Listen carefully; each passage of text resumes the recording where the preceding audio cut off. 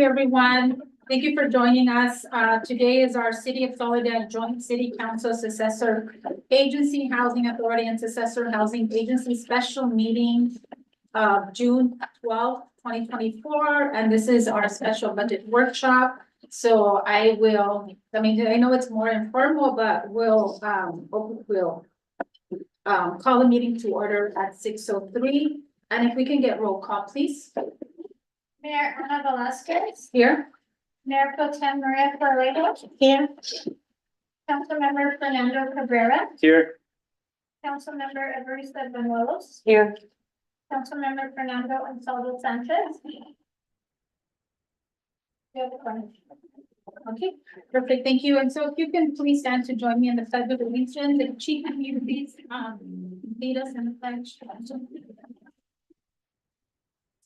I pledge allegiance to the flag of the United States of America and to the republic for which it stands, one nation, under God, indivisible, with liberty and justice for all.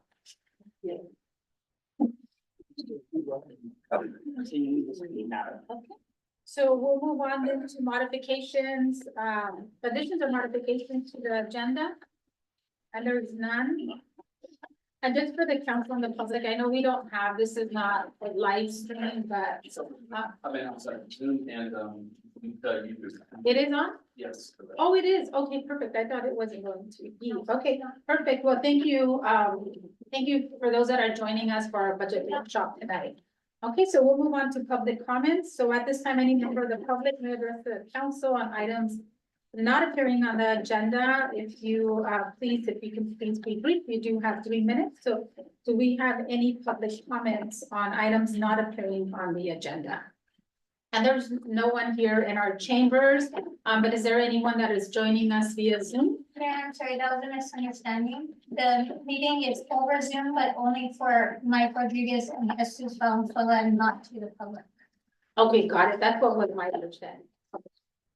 Okay, thank you for clarifying that. You're welcome. Okay, we have no members of the public that I can see here in our chamber, so we are going to move forward, close the public comment period, move into our item of business. So for tonight, we are doing our budget workshop presentation. This is an opportunity for the council to look at or to hear about the budget, and then we won't be approving this until our next council meeting. But it's a good time to be able to learn and ask some questions in terms of some of the budget items that will be before us next week. So with this, I'll turn it over. We'll have a staff report and then the budget workshop presentation. And then we also have the attachment to capital improvement plan, which was discussed in the last workshop as well. So I will be turning this over to Mike Howard. Thank you, Mayor and council members.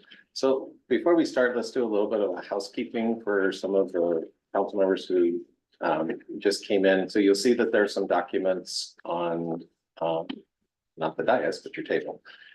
So the organization chart is new. That goes in under your summary tab.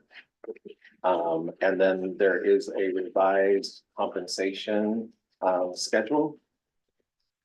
If you just pull out the one that is in your binder and replace it with the one that we were giving you. Then you also have the presentation that will be done tonight that you can actually make some notes on or whatever as you go home and study the budget for the next few days. We changing this, right? So, and if you need some help after the meeting, I'll adjust the binders for you. Thank you. Okay. Yeah. In addition, there was a request that we have some new council members, well, actually, two, that did not get emailed the budget workshop slides when we did the budget workshop a few months ago regarding the survey we did for the budget. So there was a request that we provide those this evening. So each of you have that packet to see what the survey results were. Every other council members that were here got the email from Megan, but now you have a hard copy. You can actually, we had holes put in it so you can keep it in your binder.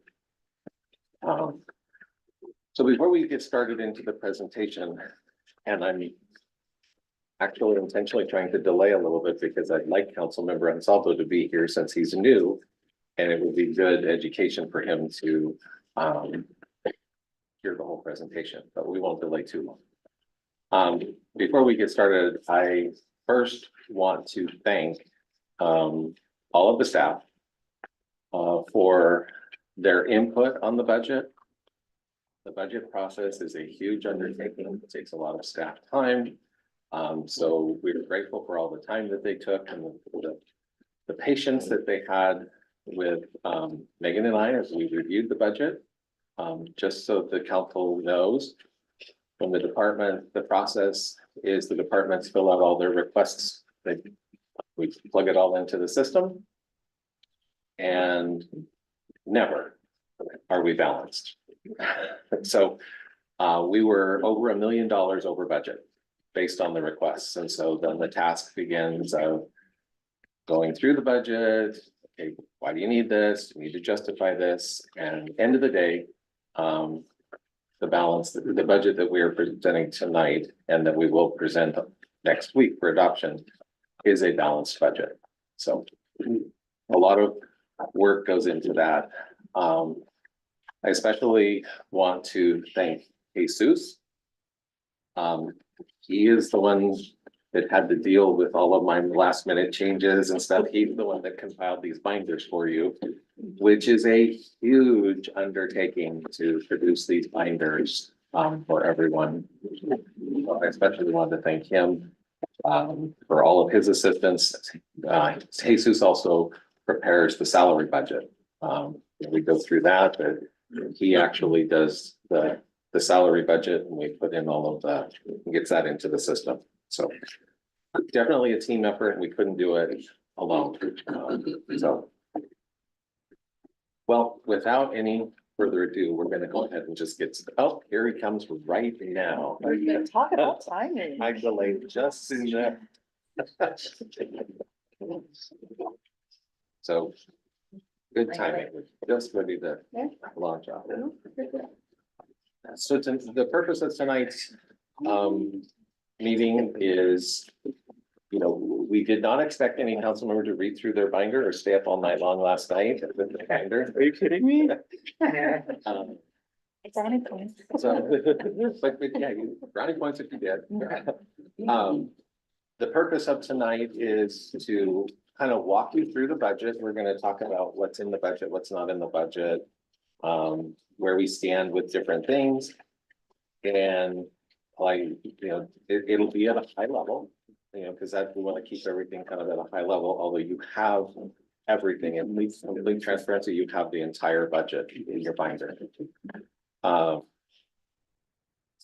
we also want to take this as an opportunity to educate the council on government finances and the different funds. It's also sometimes good for staff to hear about, you know, why we have different funds and what they're for and why sometimes finance has to say no. Because we can't, you know, it's an ineligible expense in a certain fund or something like that, but we usually try to find another creative way to make it happen. So with that, we'll go through everything tonight, and then if you have any questions, you do have a copy of the presentation.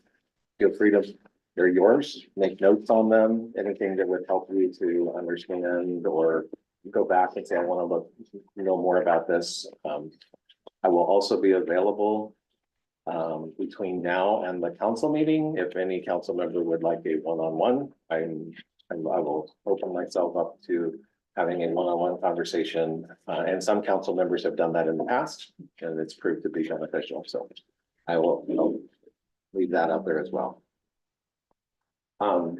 We do have Mike on the line, right? Correct. Yeah. Okay, all right. Okay, so tonight's budget, change the slang a little bit, but it's continuing to happen in Soledad. It's not just happening, it's continuing to happen in Soledad. Our total operating budget this year is $48.7 million. This encompasses all funds, general through all of our enterprise funds. The budget is aligned with the budget public survey. responses as well as the council goals. And we know that there's a workshop coming up and those goals will change a little bit more, but we're wondering right now. Included in your binder is some jurisdictions call it a budget transmittal. We call it the city manager's budget message. So you have the budget message from Megan that is in your binders. But these are just some of the highlights in there, is that we are now entering a cooling period where spending is starting to slow. Our sales tax consultant, HDL, has already told us that they are actually forecasting sales tax to be lower for the next 2 fiscal years. Fortunately, they're not dramatic dips, but we are going to see a softening. You know, we're not going to see an incline. It's going to be slight softening and flat for the next couple of years. This is important to us because it represents, sales tax alone represents over 30% of our revenue budget. We will continue to budget modest increases in property tax. And we do have some development that is happening, but the thing that's also feeding that is housing sales have started to slow. One of the indicators in the housing market that the housing market is starting to slow is you look at days on market, and days on market is extending. So instead of 1 or 2 days on market, we're running into weeks and months that a home is on the market, which then causes prices to drop. And so that's how the market is. And housing prices, just so you know, is a lagging indicator of what's happening. It's not a front indicator. Sales tax would be a leading indicator. Housing is a lagging indicator of a market, a slight recession or coming out of one.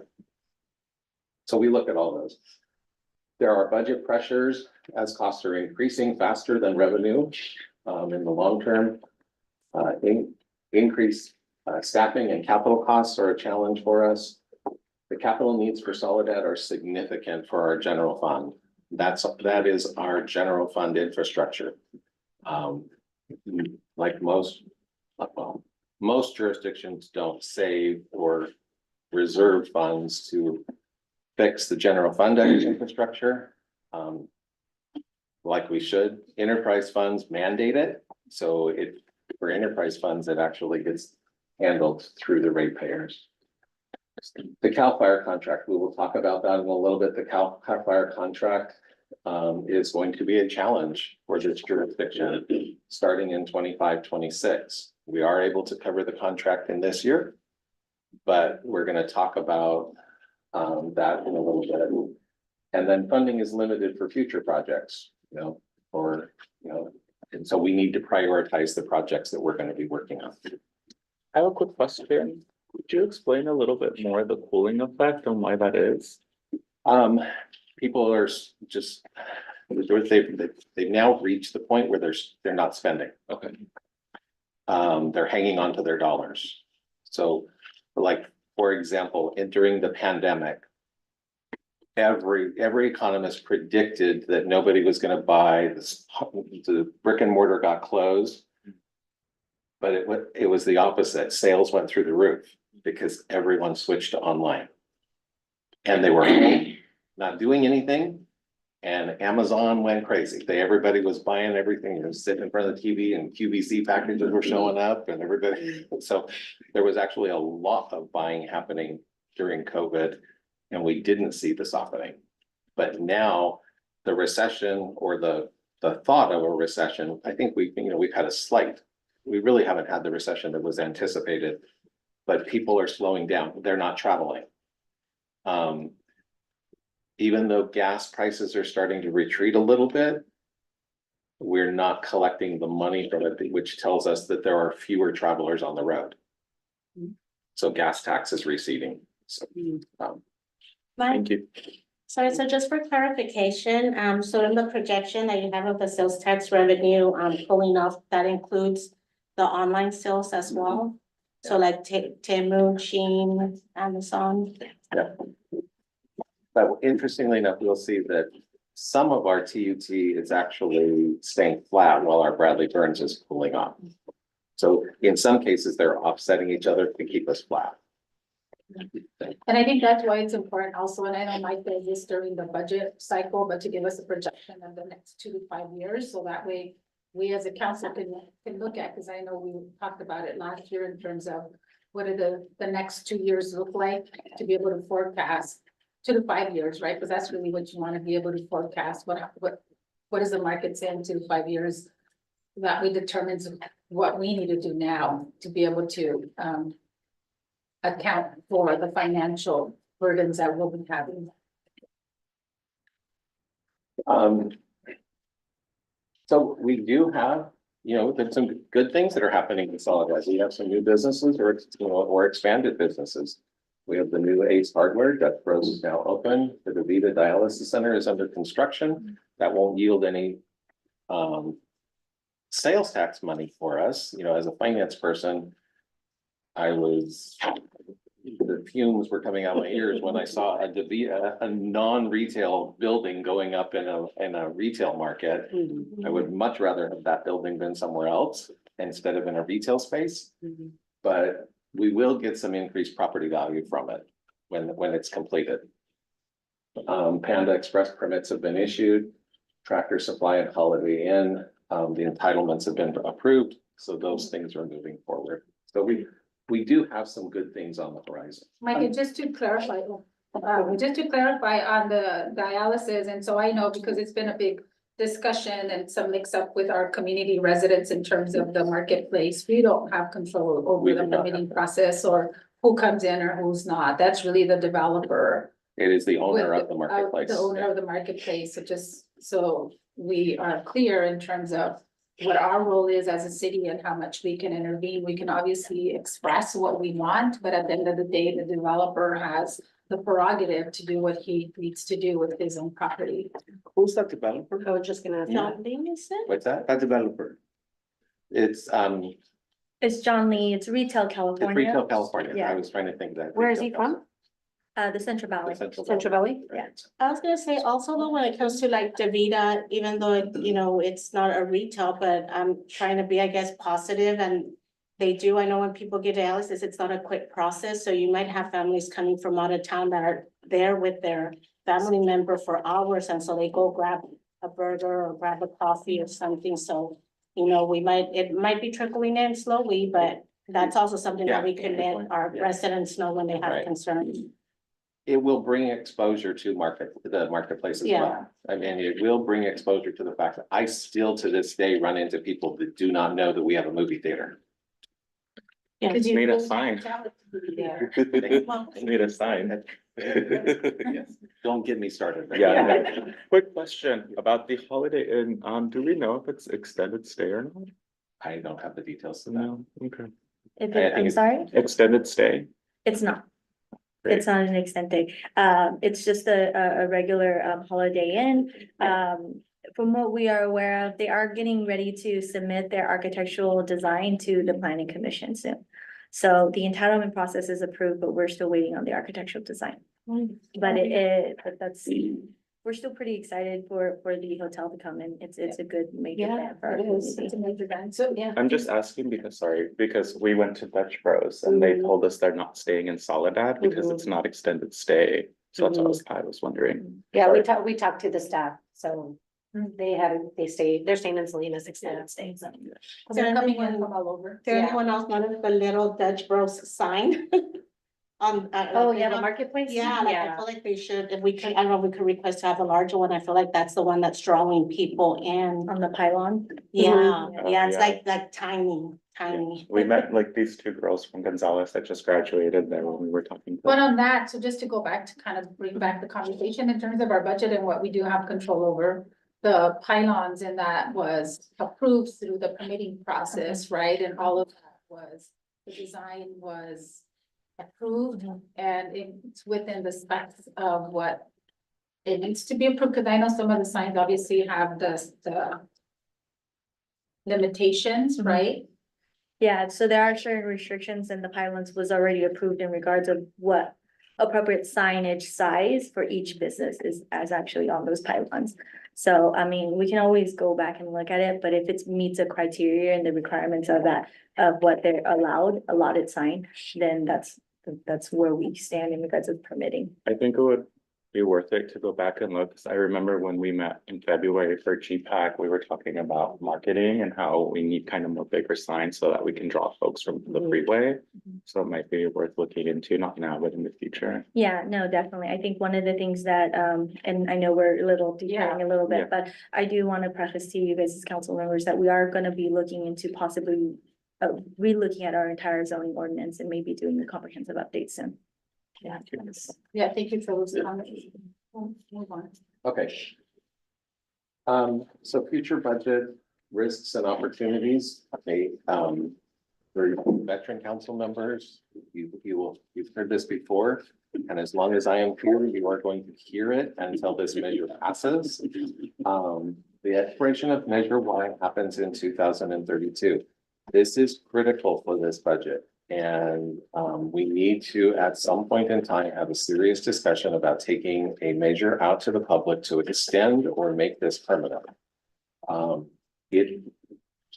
Measure Y brings in over 16% of our general fund revenue. The decreasing population at the prisons is going to have an effect on some of our revenue streams. Most specifically is gas tax and vehicle license fees. The city benefits from those because we get an allocation based on total population. So you see the street sign, the highway signs that said our population's at 28,000. Our population is actually closer to 1920, if that's regular population. But for the calculation of those pass-through taxes from the state, they include the prison population. So as the prisons decide to reduce, that the older prison has already announced that they're reducing, they did last year, and they reduced population. And if they continue to reduce population, we will see these revenues dropping for our city. So that's one of the risks that we have. So Mike, can I just share, because I know we had this conversation with the senator last week to talk to the CAOs from all of our counties, including Monterey County. And she is advocating that if there is going to be a trend to continue to reduce the population, populations, that there was conversations with the counties and the cities that are next to those prisons because of the impacts that it's going to create, all the unintended consequences, right? We obviously want to have less people in the prison system, but there's also all these unintended consequences to us. So just so you know, there is a conversation that she's already starting, the dialogue, to ensure that the cities are not left out of the conversation with the state. Yep, okay. The CAL FIRE contract is, we do have to increase staffing. That is a risk for our budget. We'll talk more about that a little bit later. The build out of the Soledad marketplace for potential revenue. There's also the potential that some of these developers or some of these folks coming in are going to request incentive packages or waiving fees and those types of things. And so we will be looking at those carefully. The same thing is with some of the vacant industrial land. I've been in discussions with Megan, and I know community development targeting some of that vacant industrial space is, finding industries to go in there and take that would be beneficial to us. The Miramonte development, it's gonna, as we all know, is gonna add significant population to our city. But we've got to go through that whole process, and there's risks involved in who's paying for what. And the negotiations for the developer agreement, it's a very, very lengthy process. Mike, can I go back? Sorry. Yeah. Just on the Measure Y, I know it's not a discussion for today, but I know that there's the counties having discussions in terms of an increased sales tax measure for this year. Some of the cities are as well. And MST is looking also at the extension of Measure Q as well. So they've already done some surveys in terms of where we're at. I know this is something we're not going to discuss it this year because it's not, there's we can't put it on the ballot, but I think for next fiscal year, we have to start those discussions to be able to look at how we're gonna extend and what is the surveys and feedbacks from our community in regards to the dollars, the Measure Y, and also the Measure S, or the Measure Y, because the Measure S isn't, but for the Measure Y, and how I think it's important for the council to look at how do we continue to do, outreach and letting our community know what the Measure Y dollars have done for the city and how critical those dollars are. So by the time it comes to having that on the ballot, our community is already aware of how significant these dollars are for our city. What's the total solid tax? Is it 9.25 or? 9.25. So we're at our max. So the state sales tax is 7.25, and a local jurisdiction can have up to 2%. And so between, And we're at 1.5, right? the city is at 1.5, but the county ate up our other half. So we're at 1. Got it. So the city local, we're at Measure Y is 1%, Measure S is 0.5%. Mm, And then between TAMSI and MST, the other 0.5% got taken. So we're at our, Oh, we're at, oh, I see. we're at our max of 2%. I have a question before we move on. It's actually for Mayor. I know you have insight, due to your secular job, and I just was wondering, I know I've been hearing about the mileage, I guess, fee that they want to start charging. Or that Newsom is it's been in the news a little bit. Do you have any insight on that? The VLF fee or what fee? I'm not sure what it's called. It might be, but I just had heard that he was, was proposing to charge, I guess, every motorist, per mile that they're using, that you're on the road. I guess to try to get money back into the electric vehicles. Yeah, Oh, because of it would the be for the gas electric, bills? yeah, it would be for the Yeah. electric. Well, he posted his proposal, but I know the budget hasn't been finalized, and I know on the budget, I think we had submitted, I had provided a copy of some of the updated budget from the legislature that's pushing back on some of the proposals from the governor, so we won't know until the final. The budget is due on June 15th, right? That's a budget deadline for the state, so we'll know more. So I'm just wondering if that would have any kind of impact on us. I know as a city, we do have a lot of cars for public works, for our police department. So I don't know if we're expecting any kind of impact from that, any financial impact? No, most of the legislation that I have seen is, it's in an effort to go after the lost revenue due to the amount of electric vehicles on the road. Yeah, Because they're not fueling up, but they're still using the roads and there's still wear and tear on the road. yeah. So they're trying to come up with a mechanism that those folks that are not paying at the pump, like. Oh, most so of not us- on motorists, only those with electrical vehicles? I think what she's talking about, there was another one where keeping track of your gas car mileage and taxing, if you go over a certain amount of miles over there. That's been on the news as well. Yeah, That'll be hard. that would be- yeah, so I'm just, Especially if they Yeah. don't fund Yeah. like Yeah. transportation as it is. It's, every year when you renew your Insurance. registration, Insurance, do the mileage and the DMV, Right. they tack that on to your Mm. registration. So. yeah, not that hard. yeah. Yeah, so I'm just curious if it would have an impact to us as a city with our expenses, with our city vehicles. And also if it would have an impact on the gas taxes that we're collecting. Maybe people might use their vehicles less. I don't know how they would handle cities because we're exempt. Yeah. All of our plates are exempt, and so we don't register them on an annual basis. Good. We'll keep chatting on that. So, okay. Okay, so under some building for the future, the council is to be commended. 2 years ago, the council adopted through resolution, the creation of the general fund capital improvement fund, where we started, we've been putting money aside in the, so that if infrastructure grants were made available and we needed to have some matching funds, we would have matching funds available, and we would be able to be kind of first in line to be able to do that. We now have the 5-year capital improvement plan. The council went through that last Monday. We went through that in detail. We're not gonna go through that again tonight. Good times. What? I was ready for that.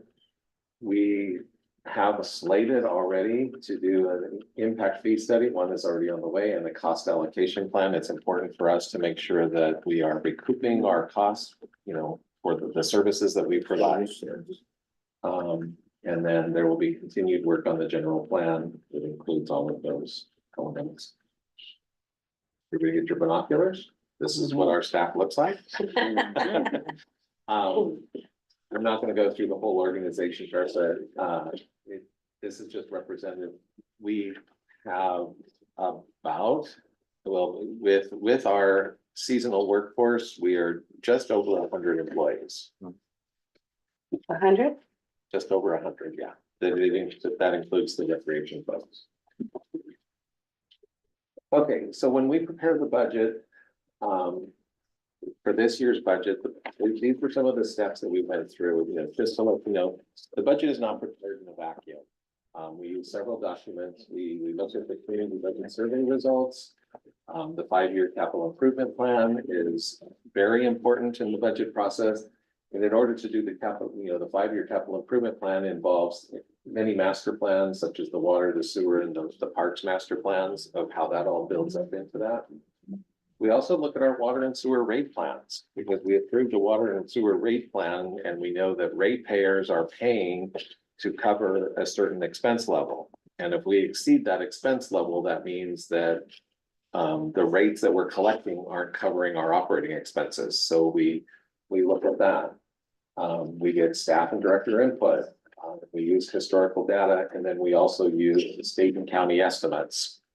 And I would add estimates from our consultants like HDL, who gives us information on property taxes as well as sales tax. Just as a reminder, don't want to go through these, you have the presentation, but these were some of the highlights in the budget survey that we did. So under housing, the priorities, we had a tie there. Because we tried to get just 2, but we had a tie here. So the construction of affordable housing, tenant landlord education, incentives, incentivized facility for housing, you know, building ADUs. A lot of that work is now already started. We recently just had a tenant landlord education workshop. So we're reaching out, and we have Beatrice on staff that's working on housing. 540 Gavilan has been purchased. So as a result of a lot of this input, we're already moving in that direction. Under public safety, we had police patrol and traffic enforcement, community engagement, and violence prevention. So the police department, I think, works really well with community engagement, getting out in the community and working with everybody. The retail opportunities, job creation, more stores and business. So we're seeing that. We just had a discussion about we're limited, but there are things that we can do. Like, for example, with Tractor Supply, we facilitated changing a parcel map in order for that business to come in. You know, so there are some things that the city can do. Image beautification efforts and tourism. You'll see in this budget, there is a tree trimming program that will take place. You approve that through ARPA. There's the maintenance of Front Street. We talked about that at the CIP workshop, that Front Street is going to take place, and we have a citywide crack seal and slurry seal project. So working on the sidewalks and streets. That moved into the next one on streets and roads. So in this budget, you're addressing each of these 4 priority categories that we heard from the public. And Mike, and also in that, I mean, I know it's not included in the budget, but just so the council knows, it was also an allocation that was submitted to the community projects for the federal through Congresswoman Lofgren's office. And our project was one of the 15 projects that was submitted to move forward. And that was for the Scott Streetscape project for Front Street. So we get the funding. So this is not intended to be all of the capital projects, and I've already said we aren't going to go through the CIP plan again. But some of the significant projects that we're going to be addressing is the community center modernization. That project is taking off as we speak. The courtyard modular, council has already approved that. The water reclamation storage facility, council has approved that project. That project will be done in this next fiscal year. The fire apparatus bay will be constructed. Council has approved that project as well. But we just talked about the Front Street Maintenance Project. That will be a very large project, as well as the citywide crack seal and slurry. The pedestrian safety enhancement, the reclaimed water project, massive project for our city, which is going to be, it's great for our city, but will cause some revenue challenges at the same time. So we need to figure out how to balance all that. And then we Mike, have, why is it gonna cost revenue challenges because of the use of recycled water? yes. Because the recycled water will be cheaper. And so the rate that we're paying right now for the schools to water their fields and the city, because the city pays all of those, the water enterprise fund will collect less money. So it's a positive note. Well, we're gonna be able to charge for the reclaimed water, but not as much, and so we will actually have to create a new enterprise fund, which will be reclaimed water. But the water fund revenues are gonna go down, we'll have a new one, and we just have to figure out how to balance this all out. So there's always ask a finance guy if there's something on the other side. And then we have a project that will be before the council next week, is some levee repairs and levee upgrades, and then there's some manhole upgrades that will take place. So what's included in this budget, for the most part, this budget is status quo budget, but we do have some staffing changes. We do have one new position that is in the budget, some reclassifications and some position reallocations.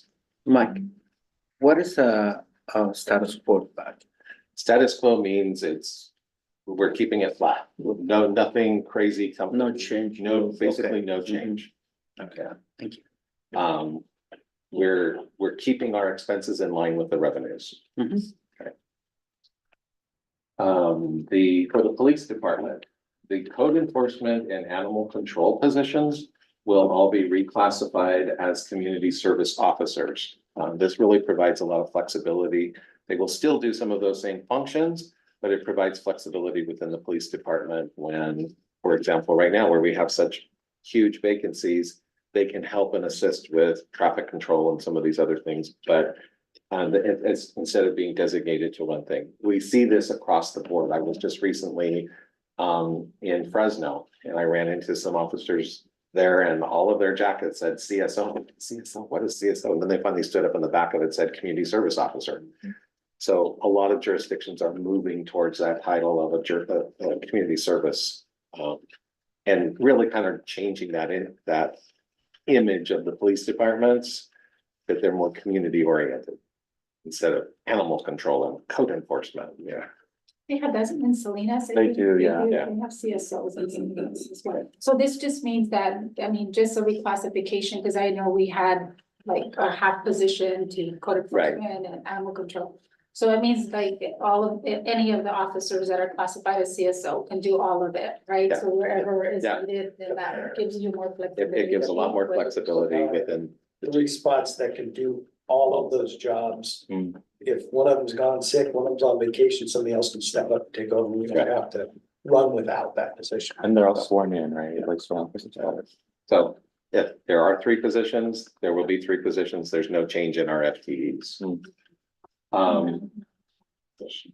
Oh, they're not. Well, Yeah, and they're not. they're Except they're the- non-sworn positions, but our CSOs Are sworn. are actually reserves as well. So they are a sworn position, so they can do vehicle code, penal code, Mhm. municipal code. So our CSOs are actually a little better than Salinas CSOs.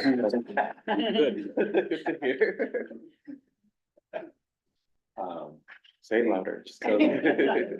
So the office specialist within the police department, that position will now be unfunded and that FTO will be reallocated to a new administrative services manager position. A lot of this is facilitating the need from the county and the sheriff's office and everything, pushing work down to the local jurisdictions that we have to have that higher level position to actually do some of the work and do the records and maintain and sign off on things. And otherwise, if we did not have that position, all of those things would have to go through either the chief or the deputy chief, and we actually need to be able to get the work done. Mike, I thought we did that last budget cycle, because I know that that came up, that chief needed a higher administrative position to be able to do all of the approvals without having to wait, so I thought we did it. We did that with the records, we called them the records supervisor instead of a. Property and- Oh, property and evidence. So we needed to reclassify property and evidence. But there's even more stuff. The chief was just explaining to us today, there's even more stuff that the county is pushing down to local jurisdictions. So that they're not gonna do it and they're forcing us to do it. So. So. Doesn't change FTEs, but it will change, total number of employees. For the recreation department, the recreation manager position will So be. can I go back to that? I'm sorry. Sure. So with that, because you're classifying people, and you're saying we have a status quo budget, obviously, if you're gonna upgrade the classification into manager position, it's gonna be higher pay. And so is that going to impact? That's not going. It's reflected in the budget. Everything that we're gonna talk about tonight is reflected in this budget. It's already built in. The recreation department, the recreation manager will be reclassified to park and recreations director. In the public works department, the new position will be the water reclamation operator in training. That will be the net new position. That position, actually, even though it says water reclamation, is actually funded out of the sewer fund. The utility maintenance mechanic, we currently have two. One of them will be unfunded. So we will drop the full-time equivalents down from 2 to 1. And that one FTE will be reallocated to the new public works management analyst position. And again, I think we had a discussion about that a few months ago about in the public works department, when we had the discussion about the reallocation of the engineering or the flexibility with the engineering positions and the need to have some higher level management positions to be able to get some of these reporting and all of the state requirements that we have to get done. So Mike, I have a quick question, because I know you've given us a lot in terms of the status quo budget, but also the projections for the next 2 years, right? And having some of the flat sales tax and whatnot.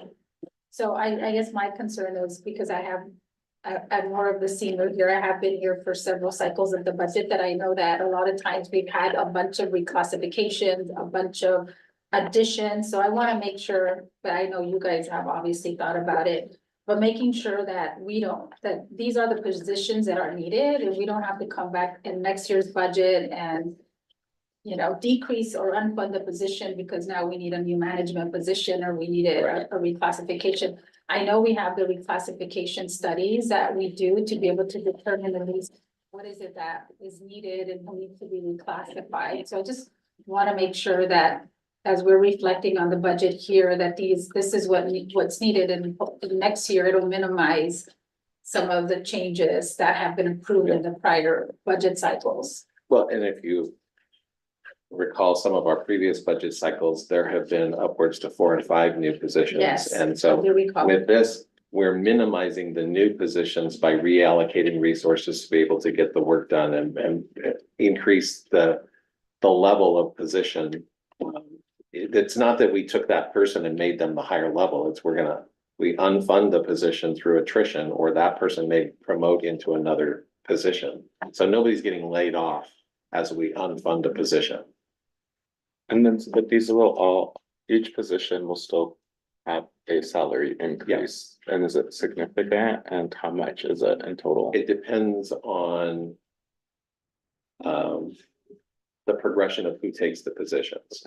Because in some cases, there may be, we unfund one here, that person promotes to here, and then another position promotes, and then it promote up. So the actual change might be very, very small. Because the delta isn't from the position unfunded to the new position. Well, yeah. Because there could be movement in between based on who takes the position.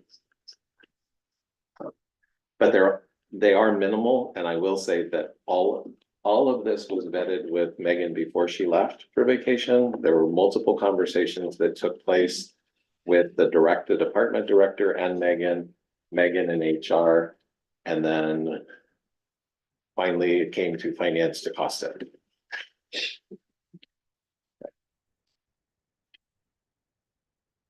Okay, let's talk about our general fund. So for the next little bit, the general fund. So for those that are new and this is your first time going through, the general fund is.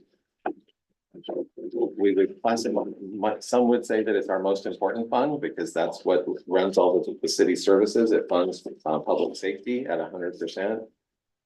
Most of every other position is allocated to other special funds.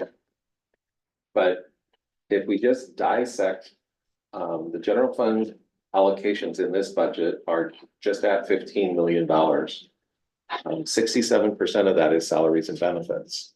So that doesn't leave a lot of extra fluff in the general fund to work on things. Supplies and services, that's for our, contracts to maintain, turn the lights on, those types of things, that's 30%. Other minor charges, that's just 1%. And this is the dilemma for all cities. We want everybody to remember what this picture looks like. We have City Hall, the police station, the Gateway Center, the courtyard, and the community center.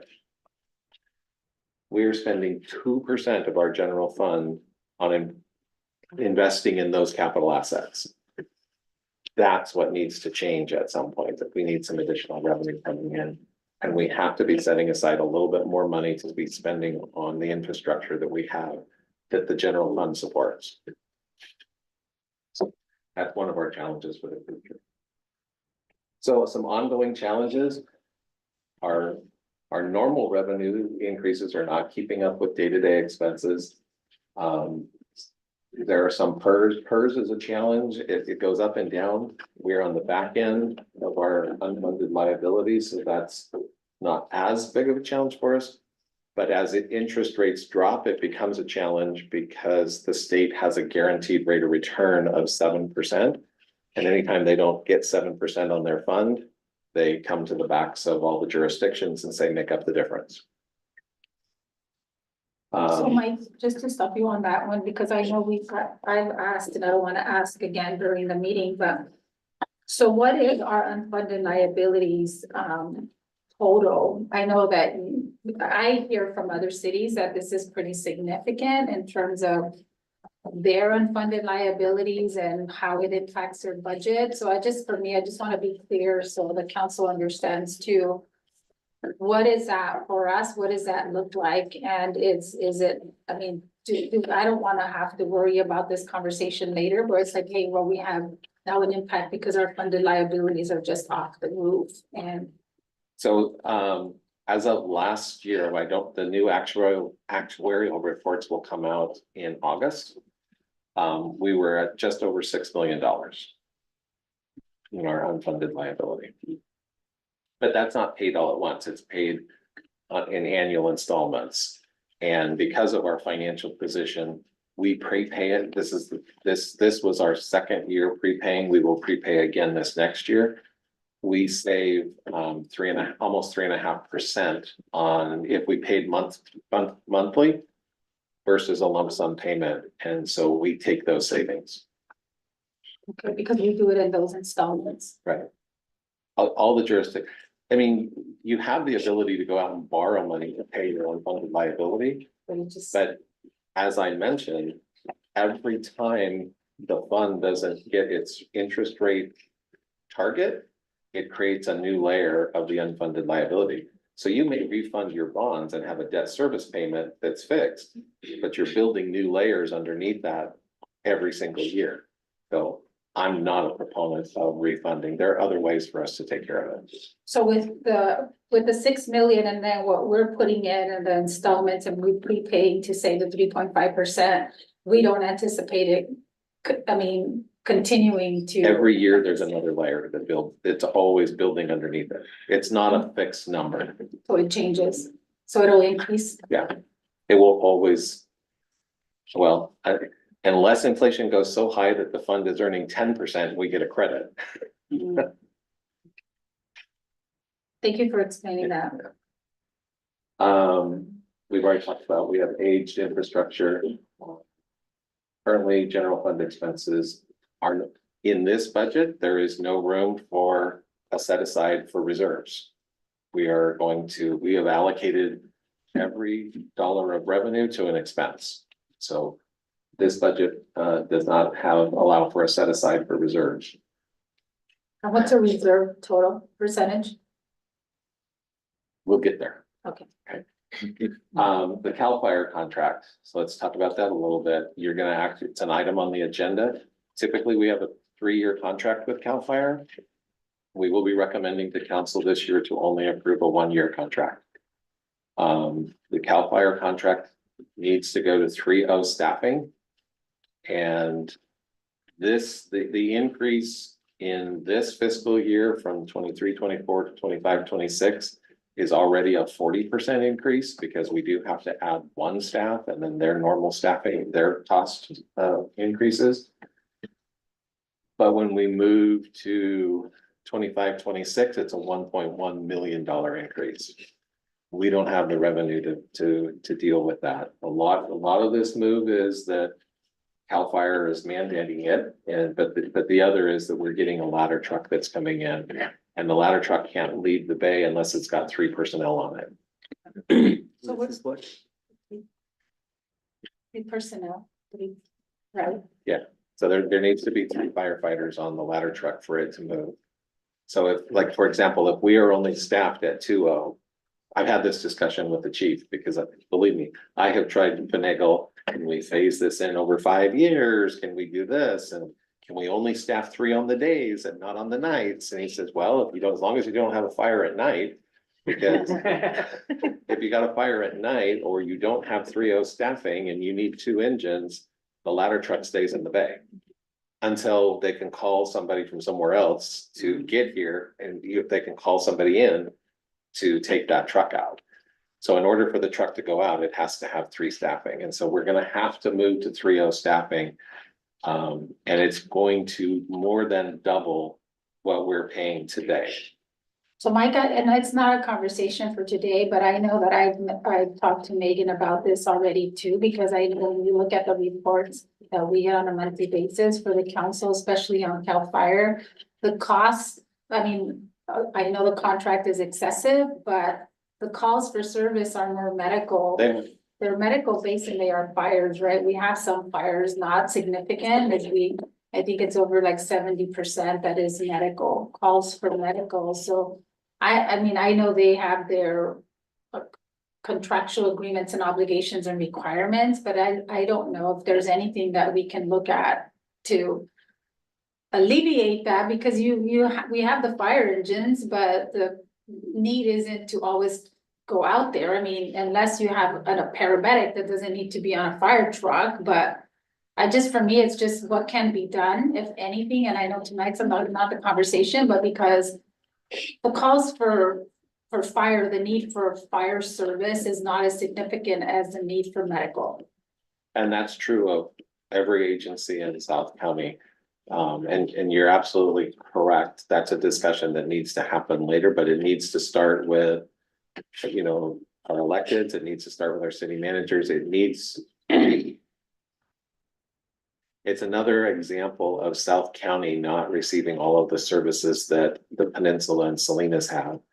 You know, we have 2 ambulances in all of South County to handle all 4 cities.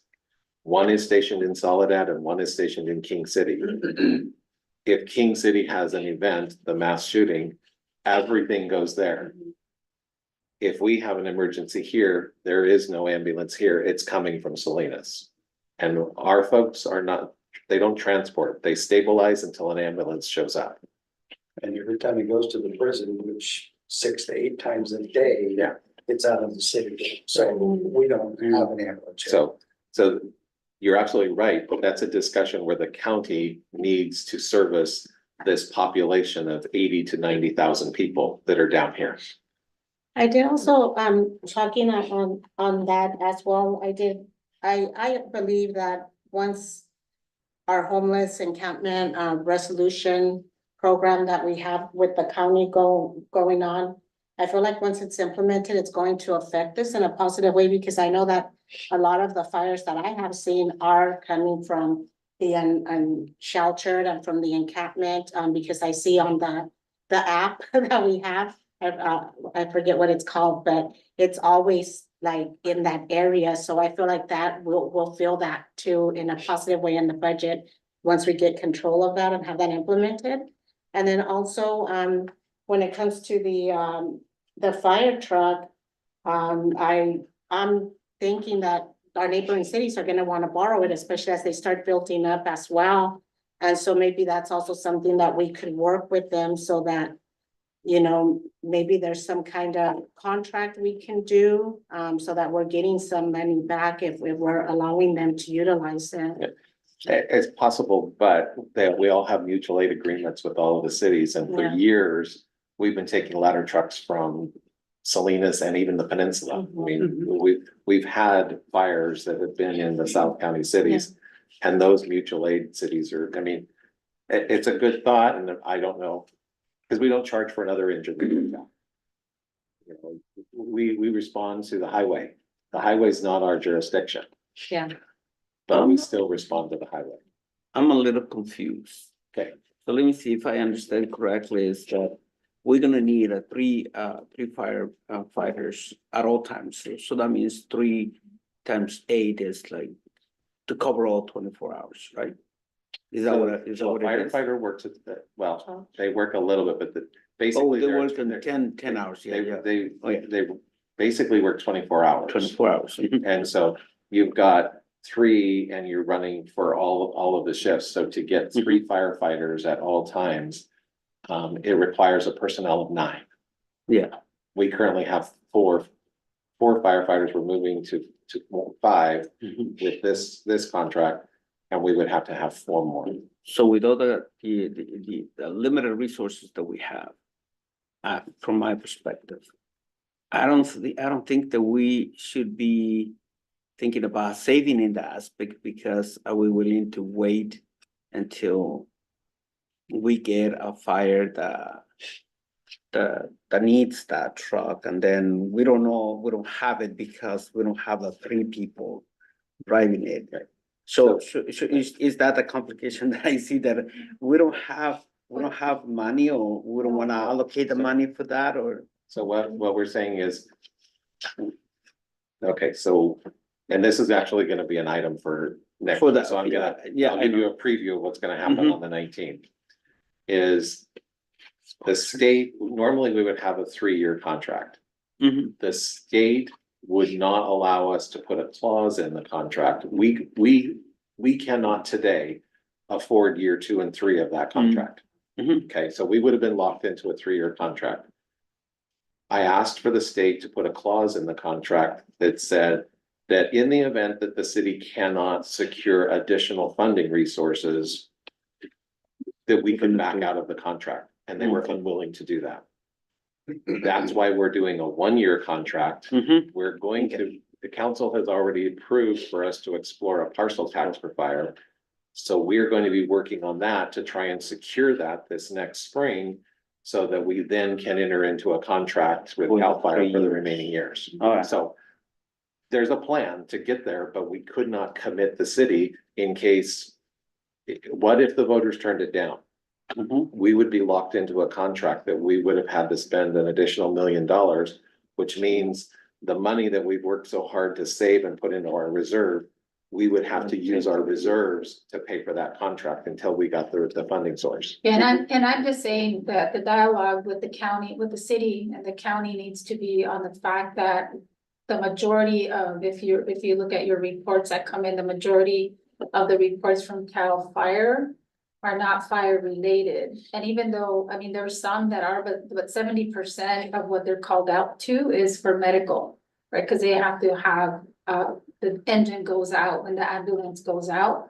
So for me, it's like, okay, well, we're spending millions on a contract. Obviously, it's needed, but because 70% of that is really not related to fire, it's more on medical, like what can we do on the ambulance side to decrease some of those costs so we don't have it, we don't need that, you know? But I can honestly tell you, that would save wear and tear on equipment, but it's not going to save staffing. Because we are looking at higher density, which means we're going higher with our buildings. This hotel is going to have 3 stories in it. The ladder truck is going to be needed.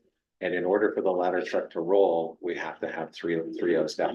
So even if we fix the medical, so we don't have to take a fire engine out there, we're still going to be paying for the staff. And there's always gonna be that rotation, because like yesterday with the fire out here. Our fire crew was somewhere else, so they had to bring in a different fire crew of 2 guys that we didn't even know. So they're always moving, they're always rotating, so the body thing is gonna be hard. And that's the benefit of CAL FIRE. They always maintain the staffing level. If somebody calls in sick, they bring another firefighter in. But that's something that the other cities too, like, just so you know, in terms of because it's Cal Fire, they're the state, but it's Cal Fire. They're the ones that have those requirements in terms of the staffing levels, and other cities are already challenged with that because they're like for us in the Central Valley, they're having to close in Merced County, some of the fire stations because of the staffing requirements that the cities can't meet because it's a lot. So It is. I'm assuming that hopefully that'll be a conversation also for future to be able to talk like, these are like, I get it, that CAL FIRE has that requirement, but for the cities like our jurisdictions that, where our revenue doesn't allow, it's 15 million, right, is what our general fund revenue is. And a big significant portion of our Measure Y dollars go to the contract. And we can't absorb it, so it makes it difficult. There's my plug again. Measure Y is going to sunset. I was like, that's in 10 years. It's not in 10 years. That's crazy. It will be here before you know it. And by the time you prepare the ballot initiatives, it takes like 9 months to go out and do that. You have to do it ahead of time. We need, and so I'm gonna do a real quick plug, is that there is an initiative on the ballot this November, if you're not aware of it, at the state level, to limit local jurisdictions' ability to increase taxes or raise taxes. It would require all tax measures to have a 2/3 threshold instead of a 50% plus 1. Except school districts will be exempted from it and still be able to pass bonds at 50%. So it's really kind of unfair. And so as a local jurisdiction, we're hoping that doesn't. So let's say that passes and we want to extend Measure Y. We can only extend it if we get a 2/3 vote. We did not get a 2/3 vote when it passed. And we did a resolution, so as a council, because I know that we've been talking about it and Megan's aware of it, and I, because I sit on the Cal City's board, I mean, that's been a big focus, so. Right now, the legislature is working with the governor to see if they can have some type of dialogue, so it doesn't have to go to the November elections to see where that's gonna be. They have until the 26th of June, so by the 26th, we'll know whether it's going to the ballot or not, so that's gonna be really significant. So that will be, but in any event, once it goes, then we'll know what the rules are that we have to, and what our challenge is. Yeah. That doesn't mean we don't go forward. It just means we have a different hurdle to jump over. Yeah. If it passes. Okay, I'm gonna try and speed up. We've already talked about in 2022, the council amended the establishment of the general fund reserve from 1.5 million, we raised it to 2 million. And which is a prudent thing to do, because as our city grows and as our expenditures grow, we should have more money in reserve. And then at the same time, we established the general fund capital projects fund. So to your question, Mayor, the current balance of there is $6.7 million that we have set aside. But for example, if we didn't get a new funding source, we had to enter into that CAL FIRE contract, in 6 years, that money would be gone. So, sorry, going back really quick for the reserve, so then the reserve is only $2 million right now? No, the council reserve is, so we have to have, there's a set reserve that's council says we have to have $2 million. So we can't touch that. Anything over the 2 million is an operating reserve. Got it. So what's our total right now in our reserves? Okay, we're gonna get. Oh, okay. I wanna know now. So we're on the slide right now.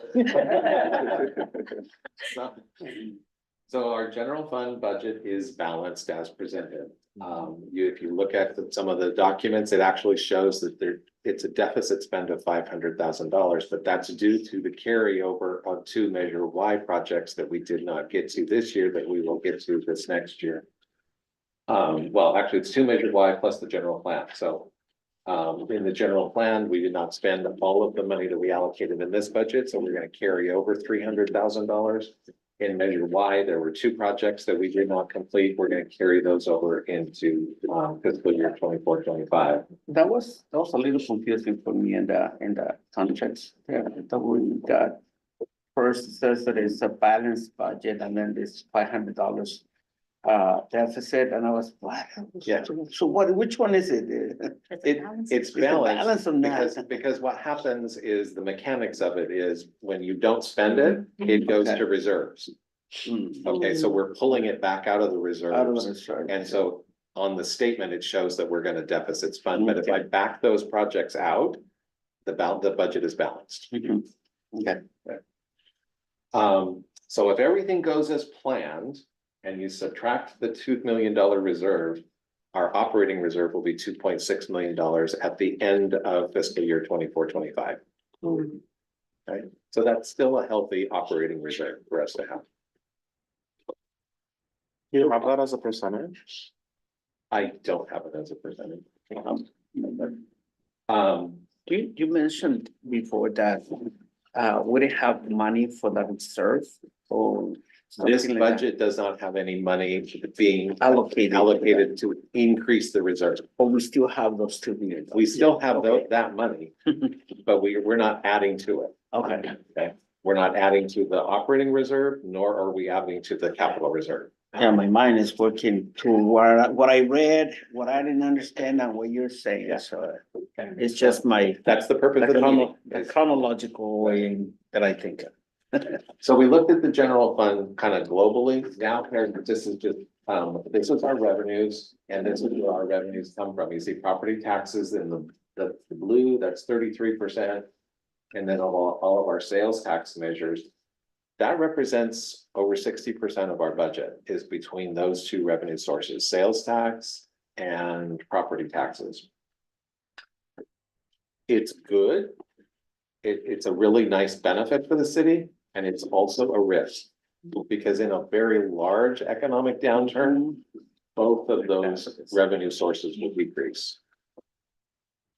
We saw that in 2008 in the Great Recession, where property values declined rapidly, people started to stop buying, and we saw both of those revenue sources decline at the same time.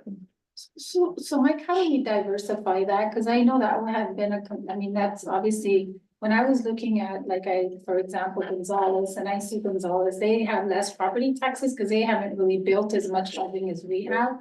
But they have their industrial park, right? So they have a diverse, tax base. So how do we get there? I mean, I guess, and that's a conversation, but I think as we're looking at revenues for the future is how do we diversify our revenues and our taxes, because that is pretty significant.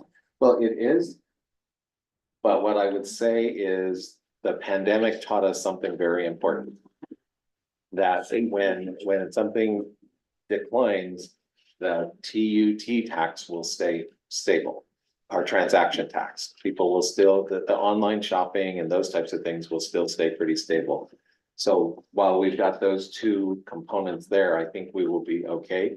But the other thing that we are doing is we're going to be doing a study for our impact fees, and we're going to be doing a study for our cost of services. We need to make sure, we still want to be business friendly, but we provide a service and we can't continue to provide a service for free. We have to be able to, the service that we provide, government is not in it to make money, but we at least need to cover as much of our cost as possible. Right? Some things we won't. Some things we know and we go into it knowing that we're going to use general fund dollars to subsidize some of these fees or whatever they are. Recreation is a good one. We never charge 100% for what the cost is for recreation programs. The city subsidizes those programs. And yeah, and we need to do a better job of letting our residents know, even though some of them may, I mean, I know that we've talked about how do you have more affordable type of programs, but when there has to be a balance, right? There has to be a You want balance. It's affordable, but then you also want to make sure you're charging or else it's never gonna even out. Right. Because you can't subsidize that. So those are the things that we're going to be doing to help diversify that revenue stream, to make sure that, you know, when you know, a developer comes in to build something and it takes staff 8 hours to review something and their fee is only $15. That's not cool. And will we be, because I know every year we look at we approve the fees, Yeah. so that'll be coming back to the council. The fees you will approve like you always do with the budget. But once the study is done and we have the conclusive results, that will come back to council for approval, just like a rate study or anything like that. What are other examples of services that we don't fully charge? Most of them are our planning and building. Plan and building. So when somebody comes in to pull permits, our fees are so small that it's not covering the cost of what it takes What for it staff takes to to- process that application. Okay. So I have to But be- what about, we use a lot of the consultants, so we use G and C. CSG and GSC. So those are reimbursable. So the developer does come and does pay, but then that payment gets pushed back to. So the- we don't get any No. revenue from Because that. our No. fee schedule doesn't have a fee where it's like general administration or staffing fee or anything like that. Our fee schedule doesn't indicate that. Nor does it help us with a lot of our zoning and planning permits. There are times where we do look at permits and it takes us, 8-10 hours and we only charge like $5 for the application fee. Because that's what our fee schedule allots us to do. Okay, so we're doing a study impact fee and then a We cost will of be service? doing a cost allocation study Cost allocation. for cost reimbursement, yeah. Yeah. That is actually the cost of for doing that is in budgeted. So that is in our budget. I saw, part of the things that I got a little confused is, I think is Income 10, some software that we are acquiring that will, allow for a faster, So it's an upgrade from Income 9 to Income 10. Will that alleviate some of this, if it's not necessarily gonna automate a lot of things, it will save us on staff time for some things. I'll give you the perfect example. One of the components that comes with the new financial software is it's called employee self-service. Mhm. So currently in HR, there is a lot of paperwork that gets done. Mhm. And if you go to any university, you probably know it. When you have to do something, you log into your employee portal, you do everything online. You don't go to the office and fill out a bunch of paperwork and then somebody has to process that paperwork. We're going to be instituting an employee self-service portal where it actually turns the HR office into a digital world. And we push some of that. So if somebody wants to change their W-4 or if they want to change their benefits, they do it all online. She gets an electronic message, she approves it, and then it updates the system. It takes out the manual processing and the room for, well, the human error will be on the user and not the staff anymore. Just a question, are we still using signing sheets or time sheets? Well, we Mostly salary, we're right? pretty close, we're better than that. Okay. We're not like, so. I do work with some jurisdictions that are still doing Yeah. signing sheets. Yeah. So, Hopefully it doesn't go up, but I used to work for Cornell College and a little bit before I stopped, they were still using time sheets at 24th, I think it was. the big benefit, I mean, that there are some benefits that will take place for the departments. But the real big benefit is it's going to put in the hands of the department directors, the ability for them to run their reports, check on things. Us in finance, like I've already been through, because I'm going through the conversion with other cities and my wheels are spinning.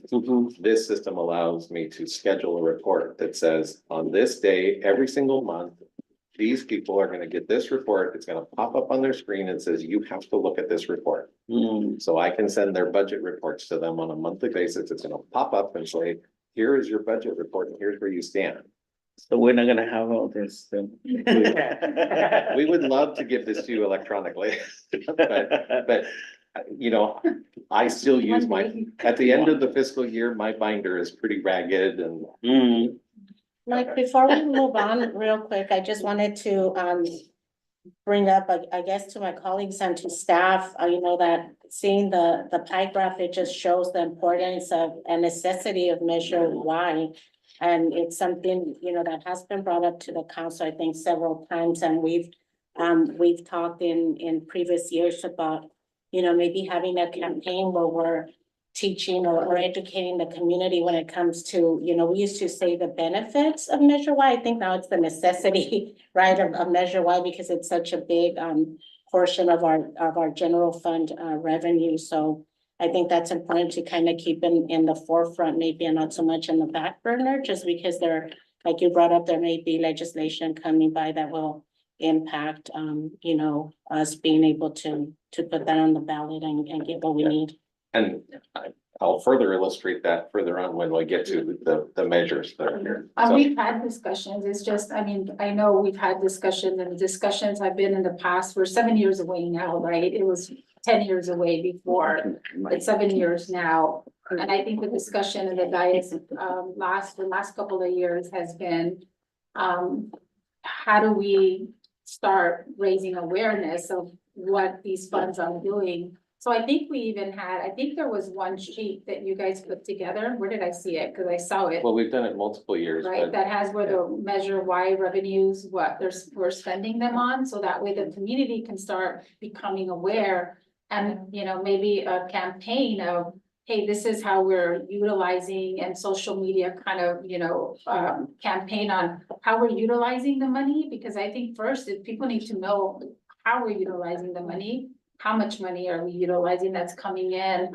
And then for this year, obviously, the conversation is too late to put on the ballot, but, and then depending on the measure, that's gonna come out in the determination on June 26th. But I think it's you know, when we look at our goal setting session, it should be something that we should be adding to our goals to say, hey, how do we start the conversation about, you know, the Measure Y extension? It also makes me think about maybe for a future budget, setting aside some money for like an actual campaign for Measure Y, especially if it goes to 67%, then we're really gonna need the city to like send out information, like this is why we need it.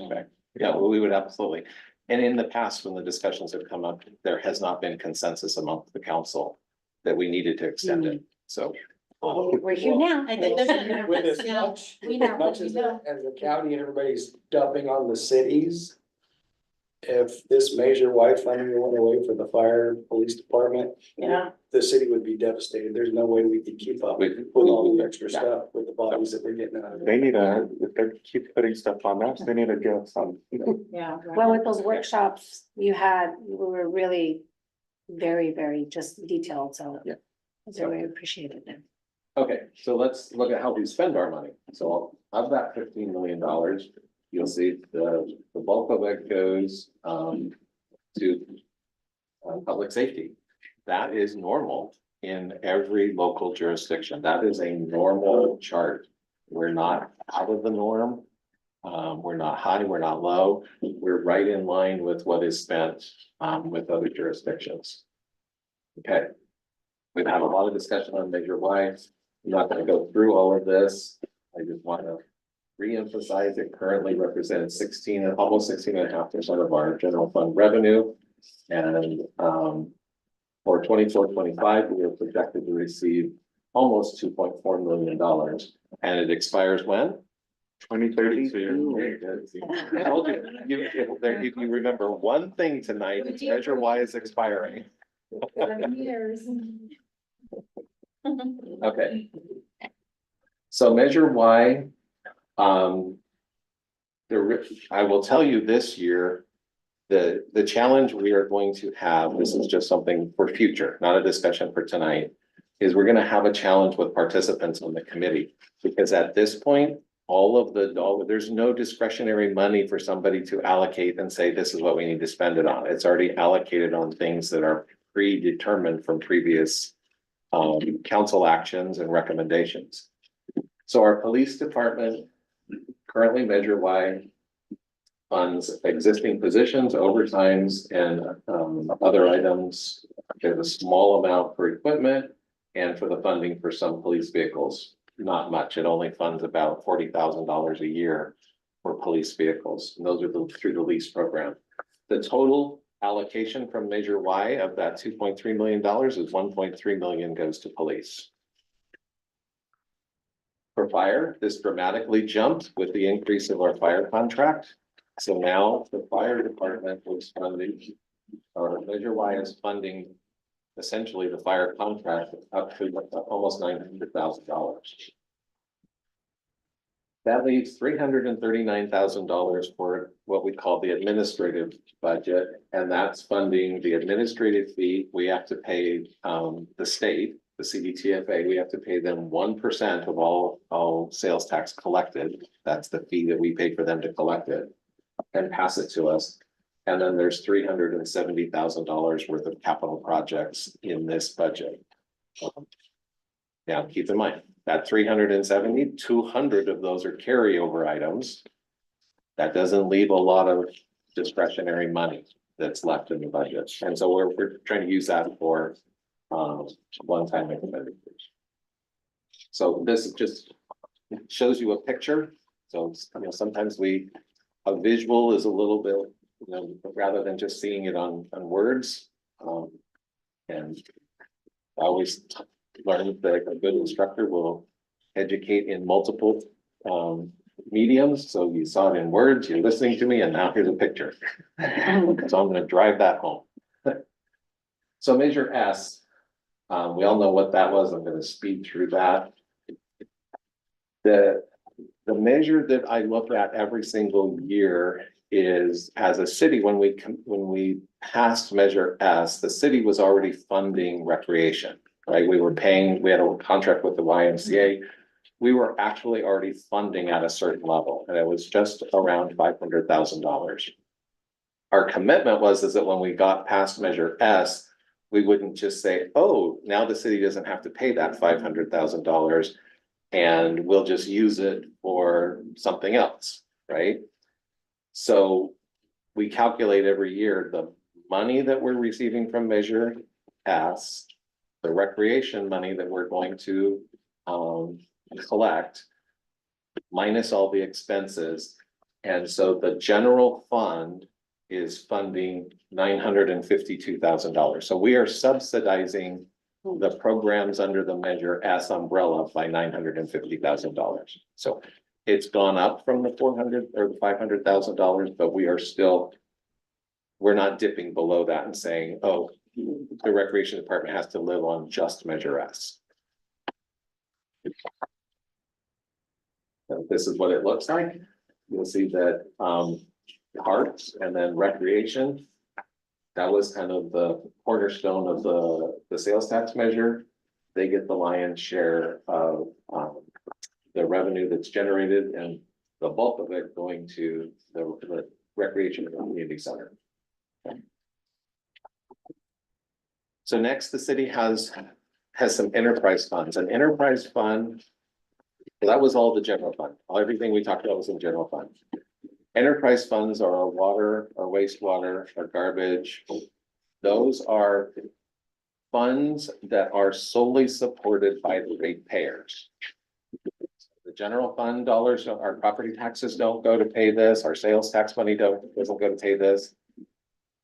Your water bill, when you pay your water bill, it doesn't pay for the police department. It only pays for the operation of its own enterprise. So when the water component pays for the water infrastructure, sewer for the sewer, garbage for garbage. So we have 4 enterprise funds. today. We will have a fifth. We will have a reclaimed water one pretty soon. We are currently in the fourth year of our adopted rate study.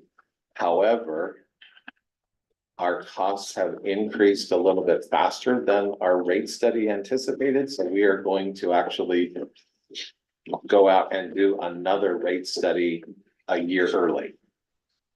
So, one more study that we need to do to make sure that we have, that our enterprise funds are being adequately spent or adequately funded. So Mike, on this one with the sewer and rate study, they're not subject to the Prop 218? Yes, they are. Oh, they are. So there, just like we did in 2021, with the rates will come, the study will get done, the rates will come before the council. The council will authorize us to initiate the 218 process, and we'll go through the process of a 218. Okay. So for our water fund, for this budget, we are projecting revenues at 4.3 million, the total expenditures at 4.5 million. If we were to take out, and of that, of those expenditures, the 987,000 are capital expenditures. Without the capital expenditures, we would have a surplus in the fund for the operating year of $745,000. But remember, a portion of the rate, when you do a rate study, a portion of the water rate that we pay is for the operation costs and for us to continue to build reserves. Because these enterprise funds are ran like a regular full accrual business, that the assets are depreciated. And in theory, whatever your depreciation is, that's what you're supposed to be reserving each year so that you can replace the assets in future years.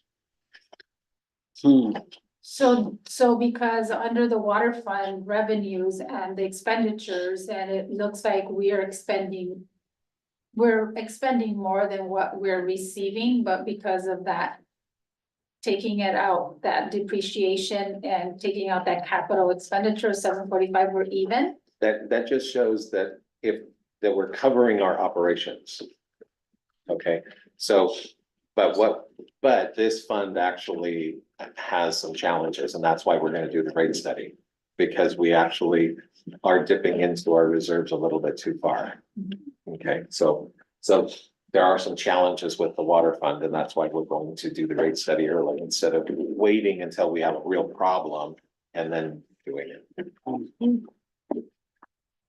So the water fund, good news here, the water fund now only has one debt left in it, and it's the notes, the 2001 water system improvement loan. We owe just about $900,000 left on that debt, and the 2008 retrofit lease was paid off in this fiscal year. So it's always a good thing when you retire debt. This is this is what I call a healthy picture of an enterprise fund. Even though this enterprise fund has some challenges between revenues and expenses, but I'm gonna see if my little, oh, wrong button, thing worked. Oh, see, when you have this kind of a, you're welcome from allocation.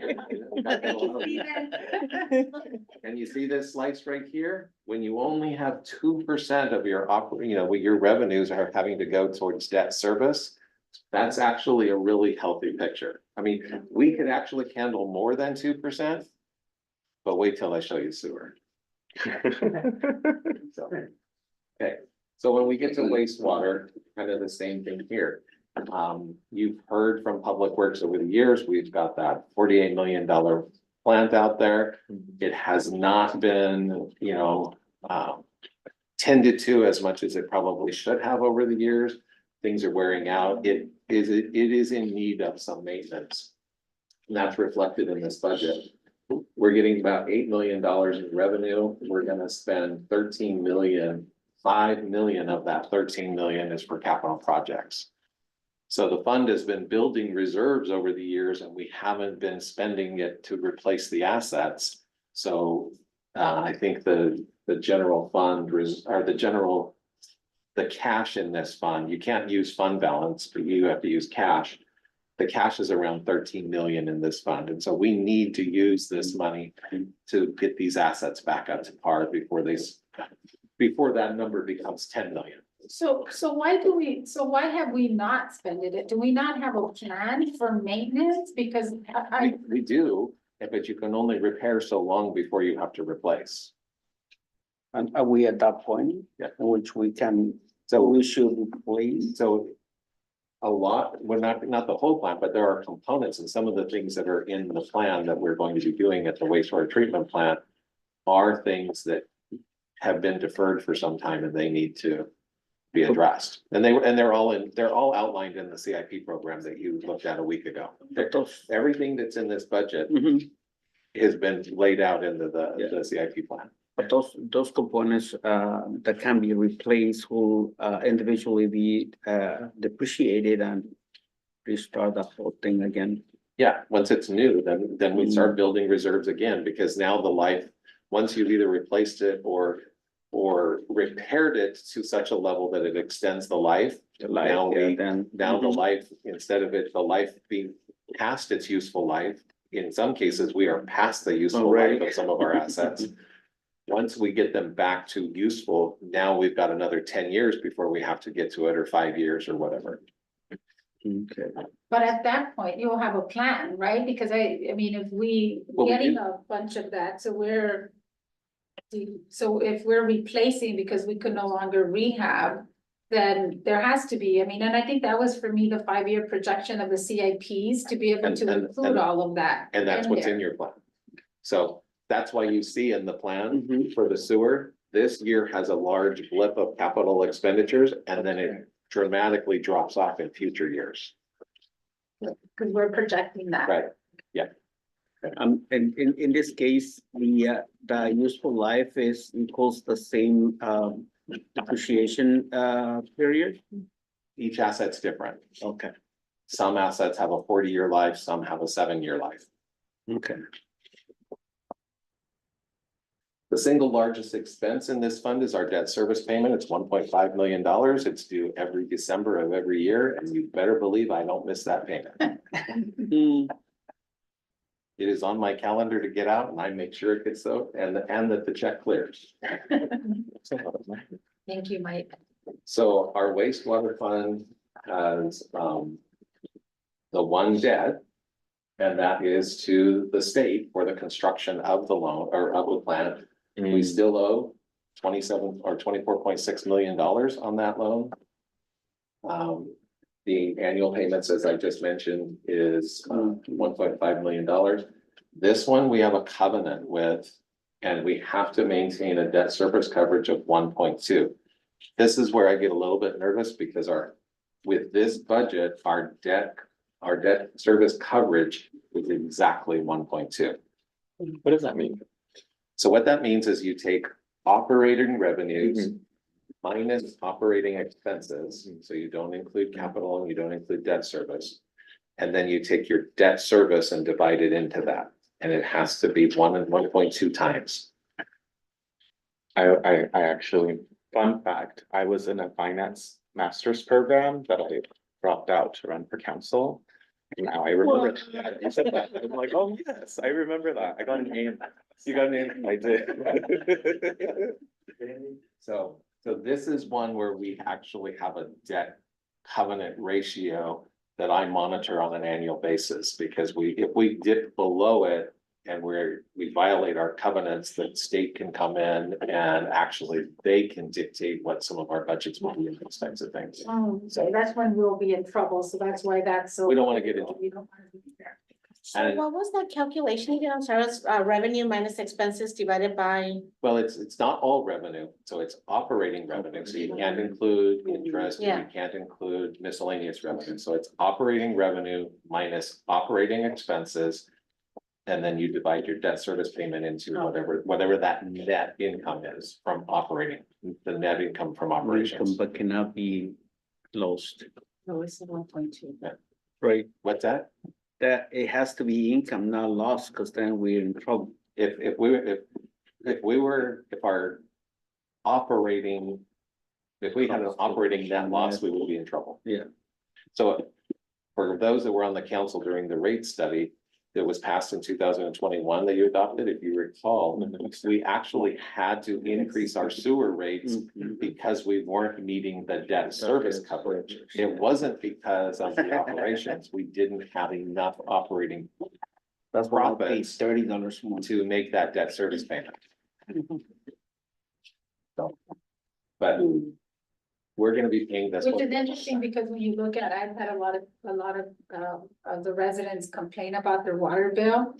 And I've had to go back over and look, and I said, it's not your water bill, like, look at your water statement and look at your water bill, and actually what's higher is the sewer portion, because it's like 60 some dollars, right? Mhm. And then you look at the water bill, and that could be less, but that's the biggest portion, and people don't think about it because they get, it's one utility bill and it's a water bill, they think it's a water bill. That's exactly why I asked the question the other day, because About the when you see the whole bill, you don't actually itemize it, you just focusing. I'm paying this much for water. Why? 174 on water, and it's like, no, the biggest portion is your, unless you use a bunch of water, but it's your sewer. Mhm. And that's what makes it difficult for us to compare with other cities, because other Yes. cities in South counties are on ponds. We're on a tertiary plan. And We have that's- much more sophisticated. That's plan. what some residents said, they're paying less than we are paying. No, It won't be that for long, Mhm. because all of the other South County cities are being mandated to go to tertiary. Wow. So we're the They only just ones. they just can't afford to build them right now. Mm-hmm. They don't have, that $40 million plan's Just costing innovating. 80-90. Right, yeah, exactly. Absolutely. So we were fortunate that we built it several years ago. Yeah.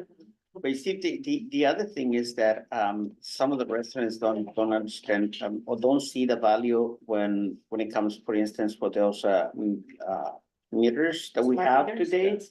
Then now, if I have a leak in the house, I don't really know until I get a notification, you probably have a leak in the house, and so I have to start looking at that's when we actually value what we have, because we don't have to be spending money because of that. No, it's very true. So everything has to be balanced, yeah. So the infrastructure to provide these utilities is it's very expensive. And again, for a utility, the ratepayers pay the cost, just like PG&E. We all got a 17% increase in our PG&E bills, right? Did we? We did. He's more focused on that water bill. I have a solar system, so. Because there's more added taxes and more things that they're doing with that.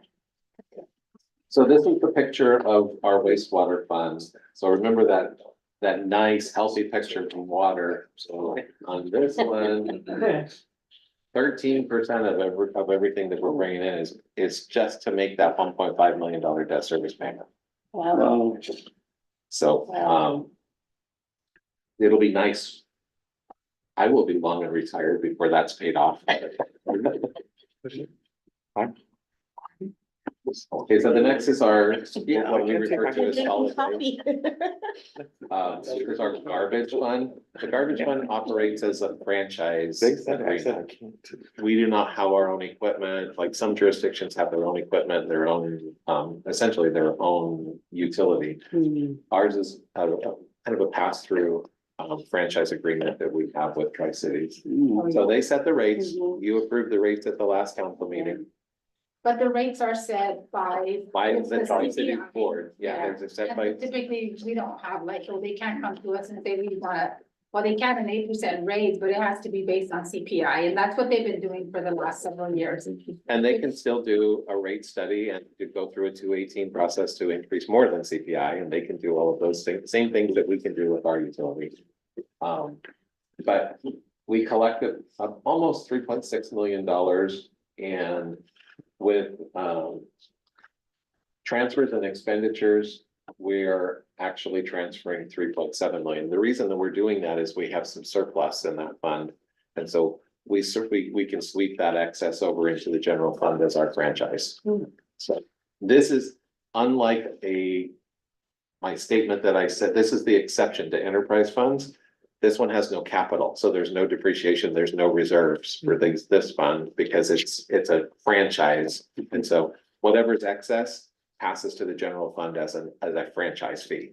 And so we could use that excess in our general fund If, for other we services. transfer $1 million into the general fund.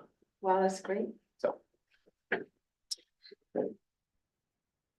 So as suspected, it's all services and supplies because this big red thing right there, that's the contract with Tri-Cities and Slates Valley Waste Authority.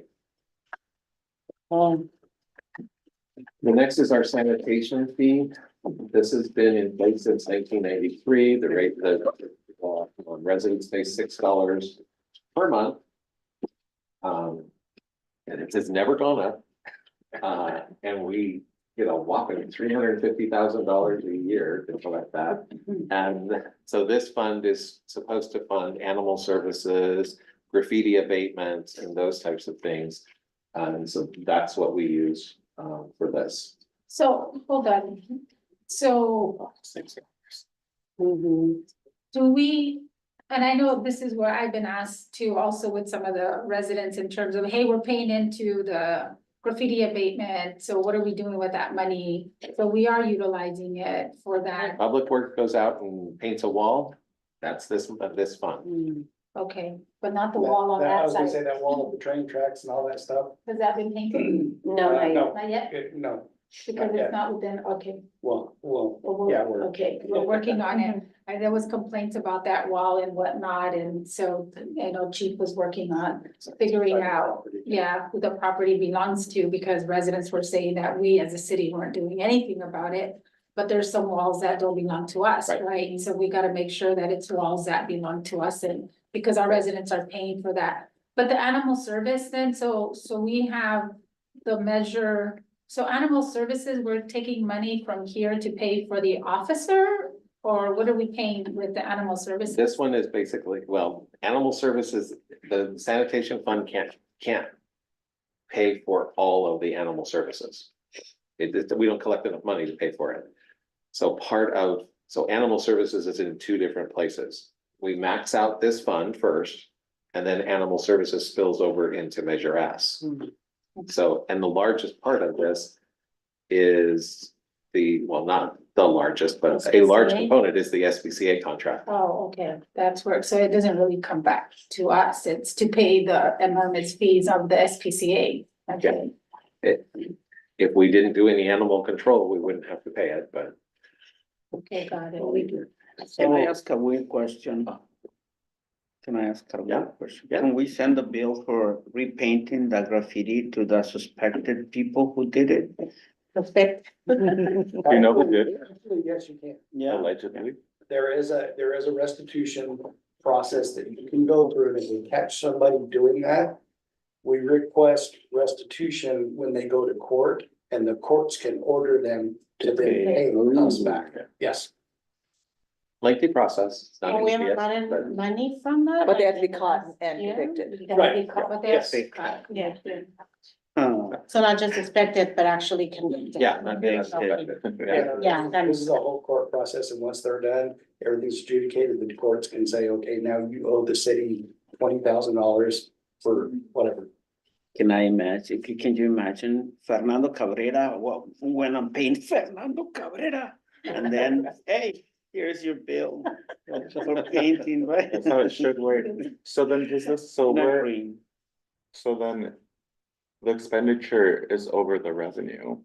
And is that common? And then does this mean we should think about increasing? Yeah. Well, it's only slight, and what happens here is, I don't worry about this fund too much because it's a budget. And if it was huge, we would transfer those expenses to the general fund. Mm. It will all, every year it balances out. If it doesn't, at the end of the year, I have to bring it to zero and those expenses transfer to the general fund. Because the other part of animals is in the general fund. But if we've only been paying $6 since 1993, and I'm sure the services have increased, will that be part of our rate study to increase those? Fees? Not this one, because this one takes a vote of the public. Oh, it has to go out. This isn't a 218, this is a vote. So this would have to go back up This to is, the yeah, voters. to this is a increase? whole nother discussion that, Okay. yeah. Requires voter approval. Yeah, Okay, this requires voter approval. good to know. we're gonna So show more, there's more money. my, Can I just go out there and paint that wall? What was Cover it. this? I'm not paying attention when I. Just said don't tell us until now. But there's, Private wall. So- there's cameras So though. we have liability that goes back to you. I mean, that's the only issue, right? With doing stuff that doesn't belong to the city and then you go out there. I mean, it's easy to say because I know that people could say, well, I think I do it, but whoever's gonna do it is gonna take any of the liability and risk if anything happens. so the next category of funds that we have are what we call special revenue funds. Special revenue funds are funds that the dollars have, one way to think of it is they have strings attached to them. So for example, we received a Proposition 68 grant to build Orchard Lane Park. We couldn't use that money to pay for the building permits for, you know, The ARPA funds. for anything else. It can only be used for the funds that they were, for the project that they were specified for. So we set them up separate, we monitor them and we audit them to make sure that only authorized expenditures get charged against those dollars. The different types or categories that we have are streets and transportation. This is kind of following your binder. I should have said at the beginning, this whole presentation actually follows your binder. Yeah. So there'll be the tab for streets and transportation, community development, public safety, the assessment district, impact fees, and the ARPA dollars. What are the impact fees? Impact fees are fees that the developer pays when they pull a new permit. It basically, they're paying for their money's being put aside for the impact of that new construction on the city services, and so we can only use them.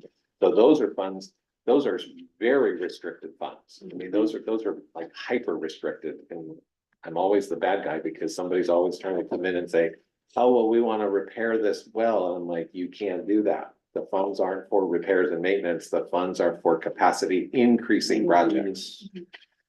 And so. Are crazy allocations. When I was at community college back in 2007, they didn't have money for teaching, but they had huge amounts of money for construction that is allocated specifically for construction. So all the community colleges in California started building and building and for about 3 years or 4. That's why Cornell has the new library and new science building and that, because they didn't have classes, but they have money allocated For those specific services. So within our street, so within your street tab, you'll see 3 funds, the gas tax fund, the gas tax SB1, and Measure X. All of these have specific requirements and they can only be used for certain things. So gas tax is used for the maintenance and construction of streets. SB1 is actually limited to street maintenance and construction, but only the projects that we actually sign off on and send to the state and say, these are the projects we're gonna do. And that's what we approved last That's council what you meeting, just the recently SB1s. approved, the SB1 report going to the state for the next fiscal year. Measure X funds are, this is the TAMZ sales tax measure that was passed.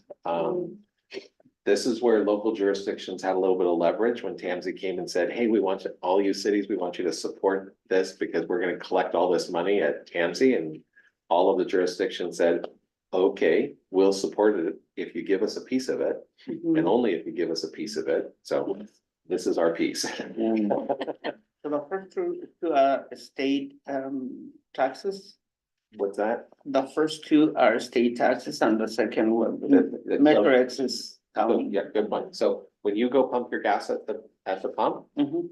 you're paying a state excise tax. Okay. And you're also paying an additional tax for SB1. All of that gets collected and goes to the state. Remember that population data that we were talking about Yes. earlier? That is how those funds are allocated back to the individual jurisdictions to take care of streets and roads. Nice. That's why. Yes. and Shop so- local. That's why the prison population does matter It does. because it that's a formula that the state uses in terms of population to give us back money. So if that decreases and continues to decrease, then it's gonna affect how much revenue we're getting from the state. And it's very interesting because sometimes they use it and sometimes they don't. Oh, That's cool. So right now, we're happy that they use it because actually the biggest piece is the VLF. And we're really happy that they use that one. So it's pretty Because much like, that's general fund money. it's pretty much like attendance at school that determines how much funding. Very, they very, get. yeah. They deviate from. Mhm. So the first two is attached to the when you pump some gas, the measure X is a sales tax measure. So that's stuff that's collected at TAMSI and then distributed to all of the local jurisdictions on a quarterly basis. And what has that paid for recently, really? I'm just curious. For That- our measure X, actually, we have a very large fund in there. So measure X is gonna pay for the front street. The front. Okay, that fund, the history of that one, very, West. very quickly, is when Measure X was passed, the administration at the time said that we were going to allocate 100% of those funds for the construction of Pinnacles Parkway.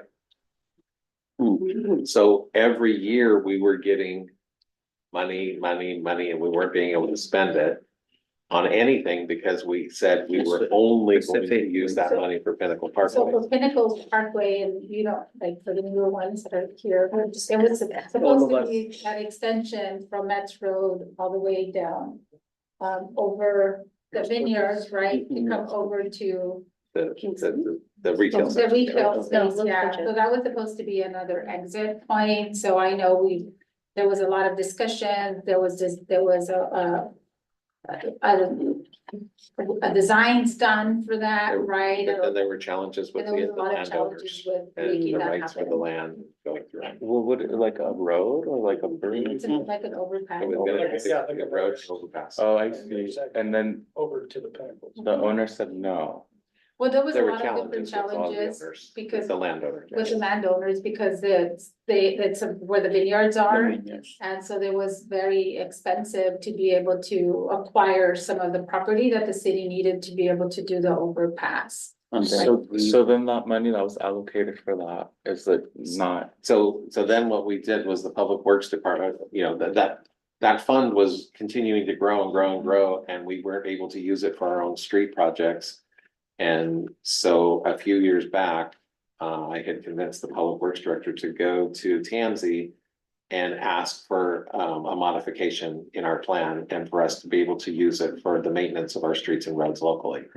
So now it is no longer earmarked for Pinnacles Parkway. The blessing was it had built to such a level that it now has enough money in it to completely pay for the Front Street program. So, And then West Street and the other thing that we were talking about the other day for the streets, the beautification of Orchard is also part of it. those are That TAMSI measure grants. X, Yeah, well, they're not Measure X. They're ATP. it's the ATP, yeah, there are other grants that we received through TAMSI. Okay. So community development, we don't have a lot of these funds right now, which is actually an okay thing right now for me. A couple years ago during COVID, we probably had, you know, upwards to 9-10 different types of funds for all of the different assistance programs, but we have program income for home and CDBG. We do have some CDBG grants, and then we have a new REAP grant. But they are basically, these funds in community development are all grant related. We do that.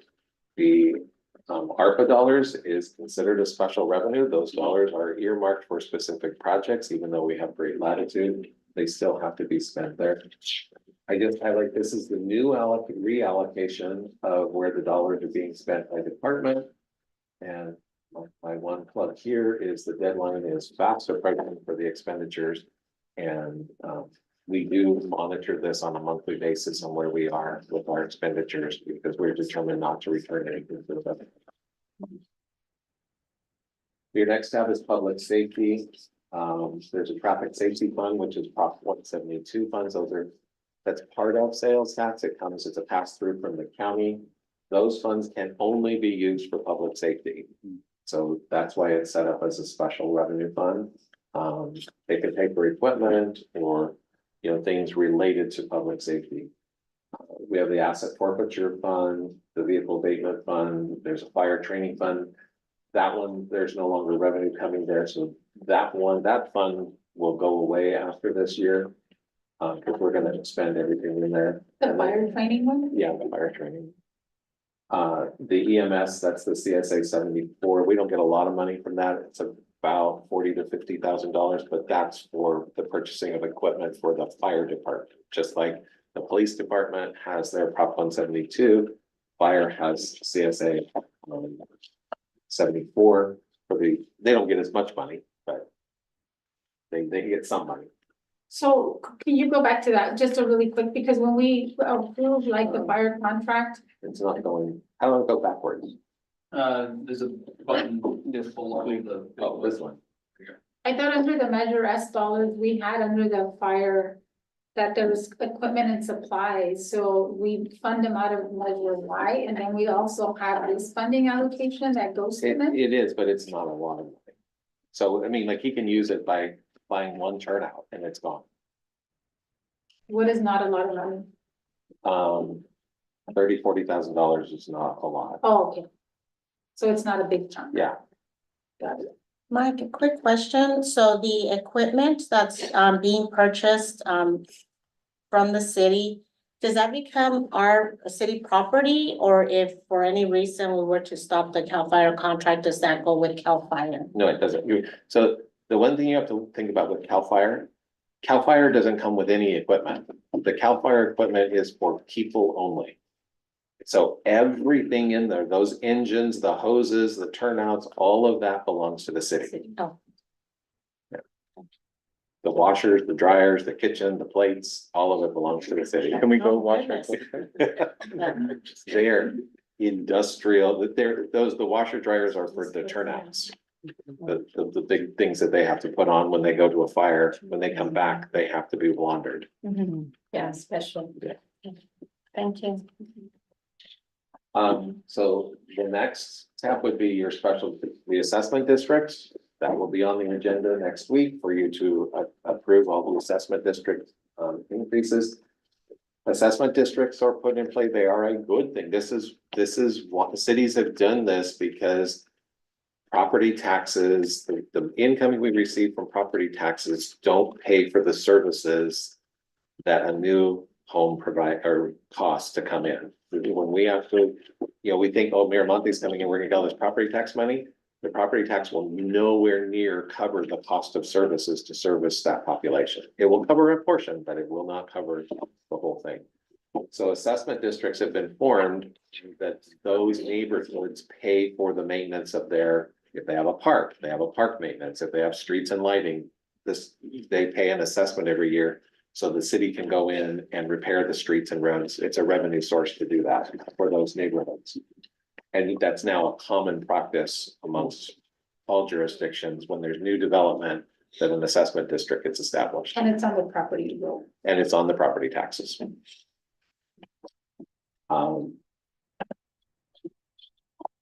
Then we have impact fees. We just talked about that. This is when somebody pulls a permit, they're gonna pay a fee for the impact that they're having on the city for future services. I won't spend any more time on that. So, but the one thing that about impact fees, if the revenue's increasing, that tells us we've got a lot of construction going on. We've got a lot of growth going on. If we don't see any impact fee revenue for years and years, we're just gonna sit and hold and steady that nobody's doing anything. There's no building, there's no construction, there's nothing, we're not growing at all. I do work for some cities that their impact fees have been zero for multiple years. So we're not one of them, right? What's that? So we're not one of them. Well, impact fees, the funny thing about impact fees is it's really a shoot with a dart at the board. Because, you know, I'll go canoe and say, okay, how many building permits are you gonna issue next year? I don't know, she rolls the dice and she says, oh, the dice say 10, so put 10 in. We really never know. And so we're building reserves. And then in this budget, we are only doing capital projects out of park impact and transportation impact. So we're, if we pull any permits, we're not using the money yet until we have to do a project to expand. Because like I said earlier, these are the most restrictive special revenue funds because they can only be used for increased capacity. So like, let's say you wanted to put a new dais up here. Can't use impact fees, but let's say we pushed that wall out and we made the council chamber bigger. For the square footage that we increased the capacity, only that square footage increase can be used. So if we had a contract that was, you know, $10 million or $5 million, and we only increased it by 20%, we can only charge 20% to the impact fee. The rest of it has to be paid by the general fund. That's pretty restricted. These are the most restrictive, and jurisdictions get themselves in trouble when they don't plan for future development or future use for them. Because a developer can come back to the city and request a refund if we don't use them. Do we have a timeline for use of those funds? It's 5 years unless you have a plan, like, let's say we have a plan that says we're going to build a public service or, you know, public safety building. And we are accumulating those for a number of years. That then says the 5-year time limit isn't there. But if you don't have any plans and you're just accumulating, a developer can come back in 5 years and say, I want a refund of my impact fees. 5 years. And there are consultants out there that give us a public records request every single year, asking us for our plan Well, and how much money we have in our impact fee funds. but how would they know? Like, let's say they paid the fee 10 years ago, but we have increased amount of impact fees. The money they pay was used 2 years ago or 2 years later after they paid. Well, it is a first in, first out, but if we hadn't done a project in 6 years, I can be that one that paid 6 years ago and say, I want my money back because you didn't do a project. And you're not planning for a project. But we also plan, we always. We plan for projects. We are always planning for a project. Let's remove that one and make it a little bit bigger for this one. So that we're not like this. Okay, Yeah. so real And quick, the- not to spend a lot of time people. So. on the successor agency. This is our former RDA. Governor Brown dissolved those officially in 2011. The official dissolution was February 2012. The former RDA, even though it sits on our books, we are actually what's now classified as a private special I just lost the word, purpose trust. Private purpose trust. So we are a trust for the state of California for the payment of our debt. So we issued bonds years ago to do RDA projects and we are still paying those. Fortunately, they don't come out of city funds. For example, Sullivan Marketplace is part of the former RDA. The property tax revenue that's generated from the former RDA is what pays the bond payments. Anything that's left over, we get about 17% of it. We don't get the whole thing like we used to be able to do projects. In my opinion, this is also what caused the housing crisis in California, but that's a whole other thing. Because we used to have a 20% set aside and local jurisdictions who knew better, we could use that money to do housing. And the state took all of it. They actually took all of the housing loans. And that's, We did a lot with the RDA, so yeah, it was a big chunk of how the cities did. this was a big blow to. A lot of cities. So we are essentially on auto pay. We don't have any, well, we do have 2 parcels left in the former RDA, but we don't have to get state approval to sell them. And we're just on auto payment. We just have debt service payments. We have 2 debt service instruments. These were bonds that were refinanced in 2016. Anybody that was here back then, this was a huge win for the city. Because when I refunded these two bonds, we saved $4 million of future interest by doing that. Yeah, I was here. Yeah. Thank you for voting. So on the 2016 pay, we owe $1.9 million, but we still owe $7 million on the other one. By 2033, the RDA will officially, for the city of Soledad, be dissolved. It will not exist anymore. Sorry, it just looks so funny. All of that goes to debt service. So that little tiny, 1%, they give us the state says that we can have $17,000 to administer all of the RDA. Wow. Thank you, Governor. So future items on the horizon. We've already talked about PERS. We're not gonna go through that anymore. We've talked about the enormous amount of deferred maintenance on our city infrastructure, general fund related infrastructure. And your why expires when? 2032. This is a significant threat to the future of this budget for this city. Now, I may be retired in 2032. People may not, we may not be here. Some around the table may not be here, but whoever's here in 2032, if we do not be proactive and good stewards of our future budgets, this is gonna devastate whoever's here in 2032.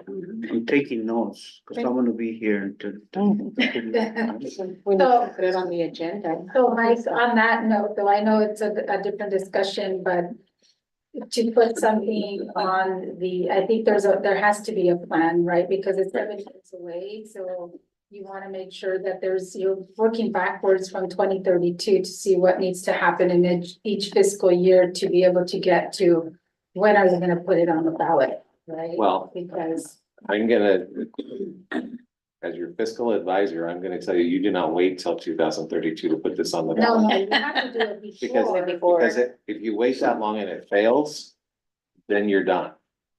So you have to be able to with enough time to extend it so that in Yeah. case you have to go out. So- multiple Yes, it times. is now. So that's why you're working backwards from 2032 to now. So what do you need to start doing? Obviously, this year is not a year to put anything on the No. ballot for us, but is it like, in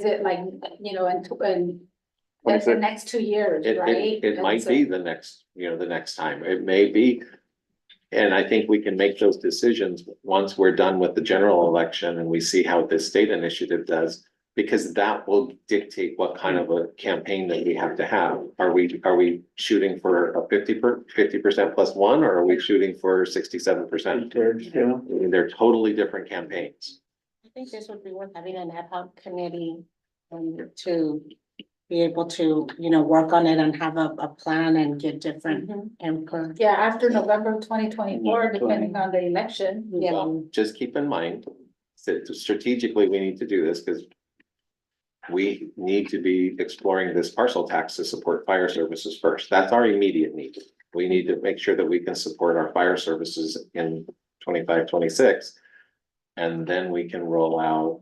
I don't know that we would be successful passing two at the Yeah. same time.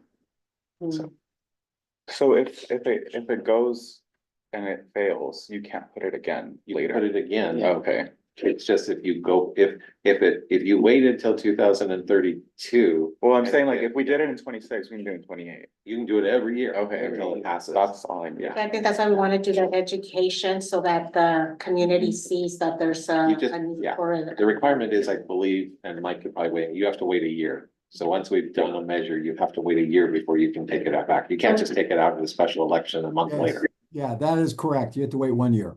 I knew that one because of the one that I put on. But another question I had was for the parcel tax.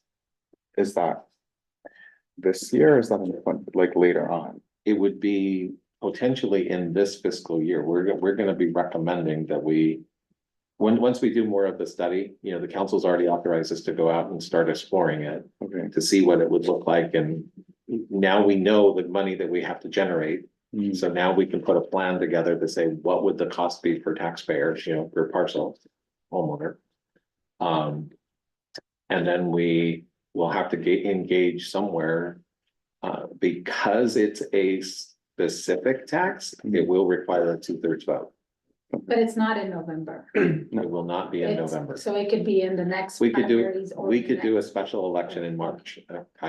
We have a local jurisdiction in South County that is doing a special election in March for fire services. It might be beneficial To do it to together. join and have a joint thing going on. That would be good. So those are So- some things to. So the cities, as part of the mayors and city managers group, they did talk about.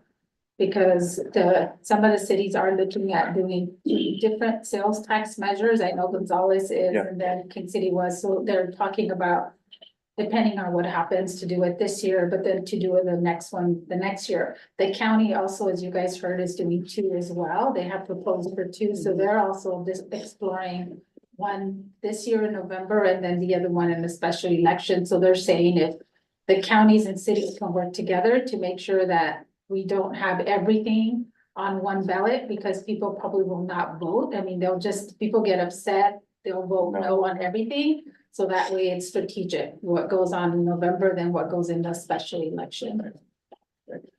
So we talked a lot about the CAL FIRE staffing going to a 3.0 standard, the industry standard, and the fact that. You know, we have a hotel coming in, we have a ladder truck coming in, and, we are looking at potentially,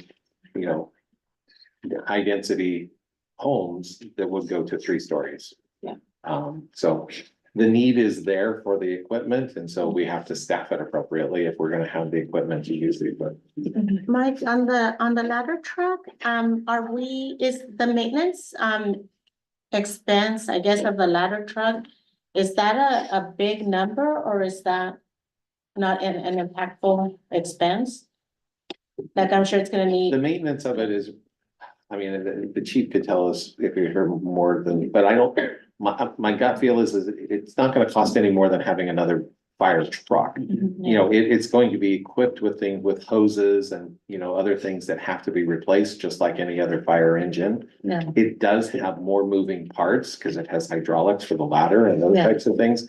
So intuitively, there will be other parts that can go out and there will be some maintenance cost to it that might be a little bit more than the other engine, but it's not significant. Okay, The significance is the personnel to operate it. yeah, the 2%. Then we can make more high density housing, which is good. Yeah. Yeah, so it doesn't have to be excused from that. Yeah. Oh, that's right. Yeah. This is just, we talked a little bit about PERS and, usually once during the year, I do some presentation of the PERS, usually after the actual reports are out and we know what our future costs are, but this is kind of an idea of what our projected PERS costs are through, 28, 29. They're gonna be just almost at $700,000 a year. Wow. Okay, but that's across the entire organization. So some of that's being charged to enterprise funds and those types of things. Not all of that is not coming from the general fund.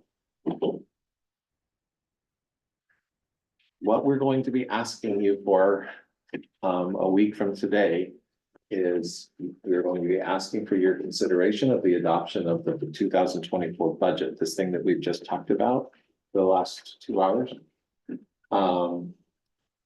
Authorizing the city manager and the finance director to realign the fiscal year 23-24 budget to reflect the actual estimates for revenues and expenditures. We'll be asking you to approve the position allocation. That's the allocation of the authorized positions, so that's increasing by 1 as we presented. Approving the salary schedule for the city's classification plan. This is required by PERS. And unfortunately, you're going to approve it on the 19th, and we're going to come back and ask you to approve it on July 17th, because the good news is we have a TA with the other employee group. Unfortunately, they're not able to ratify in time for us to bring it to council on the 19th. So we'll be bringing their contract for your ratification on July 17th. And we will have to approve a new salary plan at that time. So I'm already gonna answer the question on the 17th when you say, didn't we just do this? Yes, you did. Is it gonna be it's gonna be the same schedule, though No. it's gonna be different? It will be the same positions, but we can't ask you to approve the salary, the increased salaries until it's been ratified. So So it will What? be an increase. yeah, there will be the increased salaries. We will ask you to reaffirm the emergency contingency reserve policy. That's the $2 million reserve for the general fund. And then every year with the budget, we are required by law to do the proposition for general fund appropriations, commonly referred to as the GAN limit. We'll ask you to approve that. We are nowhere near our GAN limit. I'm gonna tell you have a question. I don't know what that is. Okay.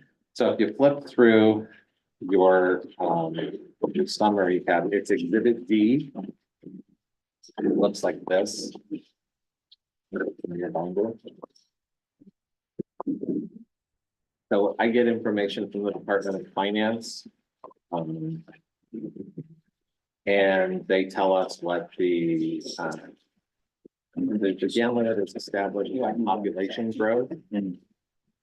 So it's a combined component of state population growth as well as local Soledad population growth. So we start with the 2020. Actually, see, I already found a mistake there. That should be on 3.4. Good thing that's a draft.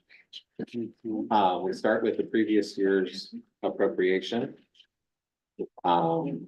We have the population differences, so we convert the state gives us a per capita number, we calculate the population conversion. And then the only thing that gets allocated against the GAN limit is taxes. So what this is, it's a protective measure that says any jurisdiction can't collect more taxes than what you have expenses for. Because then you're overburdening the taxpayer and you have to return the money to the taxpayer.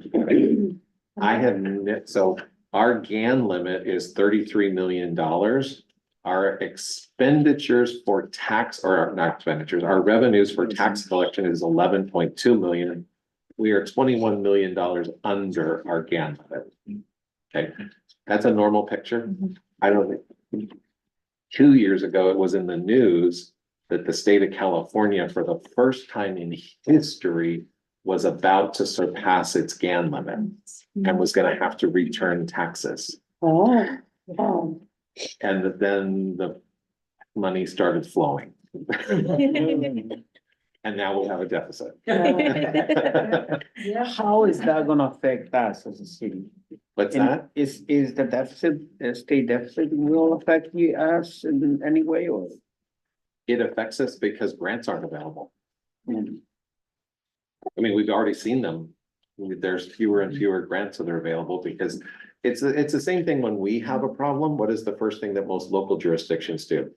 We eliminate the training and travel budgets. So we start eliminating different things.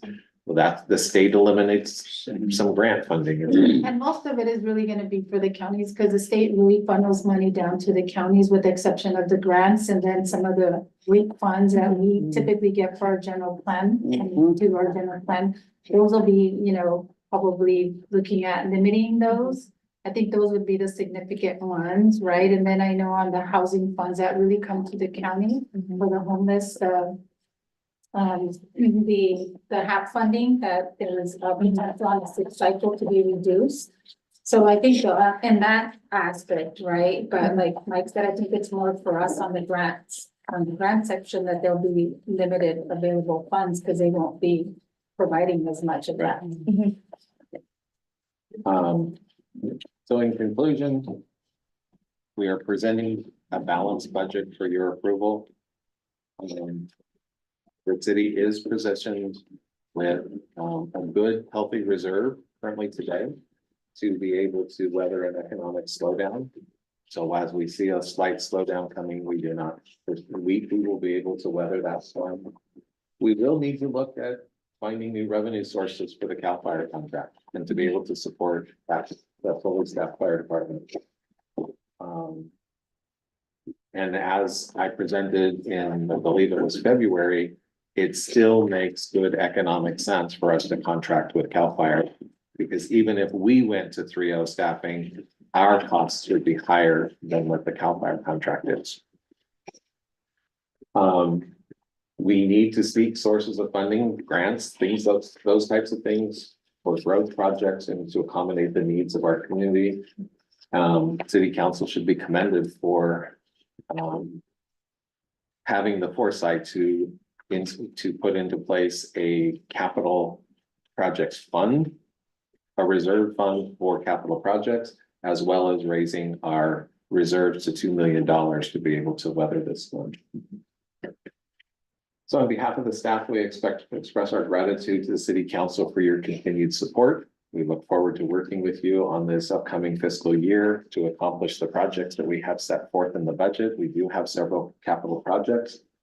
While we do have some challenges ahead of us, we know that they're in front of us. We are watching for them. We're aware of them, and we will find ways to jump over those hurdles. With that, I think we've answered most of the questions during the presentation, but if there are any others, myself and the departments are here to address them. Section 2. Yeah. Section 2 for the budget, I think it's general fund, city manager. The description or where is itemized, there's an item called election services for $80,000. Yes, So just what is election services? the election is the cost that we have to pay the Monterey County election. For the elections, okay. So, and we got that number because the election that we just had in March cost us $77,000. Sorry. Oh, So that's what I was thinking when you mentioned the item that is, that it has to be voted on. The difference is only what, $50,000, so it will cost us $80,000 to have put the it in that, yeah. Because the elections office charges us up to $10 per registered voter, not by the number of ballots that get cast. Mhm. The other one that I have is in item number 1. So that includes the city council, and in the wages is 22,219 or 24. Is it the last one that is approved, right? You said? It says right here. 22,000 is the new budget. Is a new budget. So what does that include? Salaries for whom? That's the city council salaries. That's us? Why is it increased?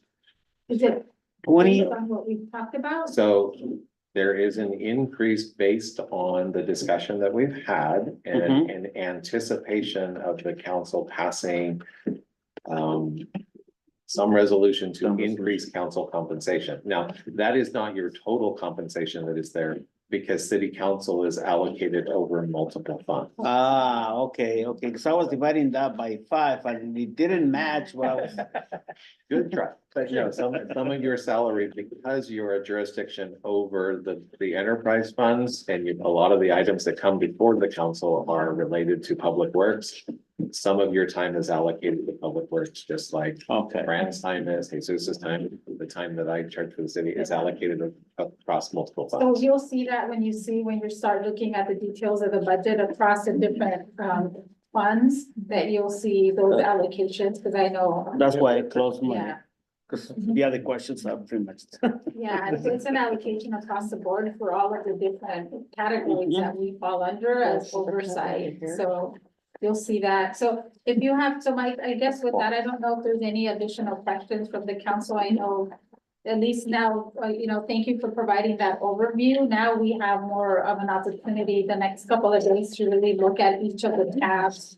And if you have any questions, I know for me, it's been really helpful to reach out to Mike. I mean, he has obviously a lot of abundance of knowledge in terms of all of the different categories to be able to understand the budget in some of those areas. So you know, we have that opportunity, and then again, you know, once we have the budget presentation, if there's additional questions, then you'll be able to see that as well. But, I don't know if there's any final questions. I One, do- Oh, go let me ahead. see, one final question, yeah, I mean, one comment, final comment, and that is at the beginning of the thingy. Let me see, where am I? I know my question. so I can Yeah, go. go ahead and ask your question. So if, just if any additional expense happens greater than this, that goes into the reserve, we dip into that, or how does that work? So what would happen? So let's just say, Say like something explodes, God Okay. forbid. Yeah. And we have to pay for it. and let's it- what say is happening? something, okay, so whether it's the general fund or whether it's an enterprise. Okay. Enterprise fund, we would have flexibility because we would just like maybe not do one of the projects and we would replace and we'd swap a Okay. project out. But let's say it's a general fund, a fund that is very tight, but tightly budgeted right now. Mhm. Something happens and we have to, devastating happens and we had to replace the roof at the community center. That roof would be $300,000. It would have to come to the council because it's not an appropriated expense. It would have to Okay. come to a council. It would come to the council for not only for approval, but for a budget amendment. And yes, that money would have to come out of the reserves because we don't have a surplus in this current budget. Okay. So there's no surplus, so thank you for mentioning that.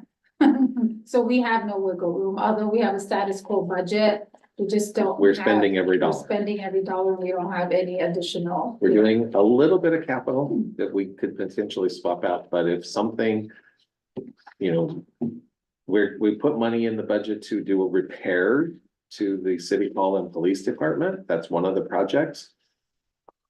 But if they get up there to do it and find out that it's more serious than just $70,000 worth of repairs, we're gonna be back before the budget or before the council asking for a budget amendment.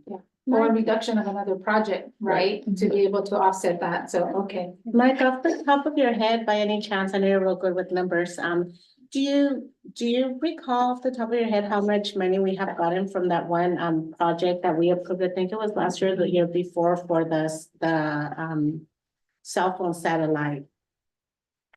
I think it was, Oh, the lease. yeah, we were The expected lease? to get For a the real good, leases? yeah, we're It expected was to $2 get. million. $2 million, has that been That- coming in? Oh, no, we got it as a lump sum. Yeah, Oh, it was a total. yeah, but there was also gonna be, I believe, an additional amount if they were to get more customers because, right? Yes, so we have a cost sharing agreement that if they put a new antenna on one of the water tower or whatever, then we would do a cost sharing of 60%. They have not put new leases on any of these. It would have to be somebody new coming into the market. Yeah. We're now down to pretty much T-Mobile and Sprint, and And we use a 2 million, not Sprint, but Verizon. right? Right. No, the 2 million is part of the 6.7. That was put in. Oh, That was the okay. year that the council established the general fund, the capital Updated reserve. the capital. So we took that $2 million, that was the original seed money that went into that capital reserve fund. Got it, I thought we had utilized some of the money for for the lights in Santana, so that was separate, that was a separate. We used chunk of impact fee money for that. Because that was capacity increasing. So we can't increase the limit anymore, the reserve limit. I know there's caution because obviously our residents say, hey, why are you reserving so much money? Because you have to put it into public service, right? Is there, but we can't increase anymore? Is there? No, we We don't can, have it. we can if we had surplus. Okay. We don't have. Because we don't If, have it. let's say we had an additional tax measure and we didn't have this $1 million price tag that was looming out here. Then yeah, we could do that. But even when we pass a new measure, it's going to be very tough for us going forward to add increased money to the reserve. I think there was on how much you could have. I thought there was. You can't, there's not a limit on your reserve, but there is, that I'm aware of, there's just the GAN limit on the collection of taxes. Okay, so we can, in the city, if we had surplus, we can do Yeah, that. but it's not, there is a point when you've collected too much reserve and you're not providing services. Yeah, that's what I've heard, you know, because you want to make sure that you're providing the services that are needed, and you're not stashing it as, you know, as opposed to providing the services to the community, right? So, Well, and typically you would use your reserves for one-time capital projects. But you would also try to have a mechanism to replenish those reserves. Right now, we could use the reserves to do capital projects, but we don't have a mechanism to replenish right now. if we utilize them, okay. Okay, so with that, council, though, I don't know if there's final questions. Final comment, second page, the lead one is. Which that? There's a grammatical error. Oh, Oh, girl, let's wrap it up. Anything That's else? why it says draft across it. Yeah. It will be fixed before you. Council, once you review your questions, please feel free, once you review your binder, please feel free to reach out to Mike on any of the questions that you may have on the specific, itemized, budget. So with that, I just want to say also thank you to Mike, thank you to all the staff for being here as well, for being part of the budget process and the workshop. I know we've been wanting to do this for several years, and so I'm really excited that, especially having new council members come over, that it is an opportunity to really, you know, I know it took us a little bit longer, but you know, hopefully that'll help for when we meet on the 19th, it'll have a better perspective of what the budget is. And having worked for government for 20, now I'm gonna say almost 30 years, the budgets are really difficult because there's so many different pockets of it. So making sure that, you know, we accurately understand it to make the right decisions, right, on the budget portion. So I just, again, thank you to all the staff. Thank you for being here. Thank you for putting this together. Thank you for simplifying it. Thank you for today's workshop and also the workshop to the residents to make sure they also have an understanding of our budget. So thank you. And thank you for only having one position that we needed to approve. I've been in different budget cycles where we've had multiple, right, Chief? And so thank you for being cautious in terms of what we need to do and how we can restructure our personnel to really accommodate for that additional demand. So with that, I want to say thank you.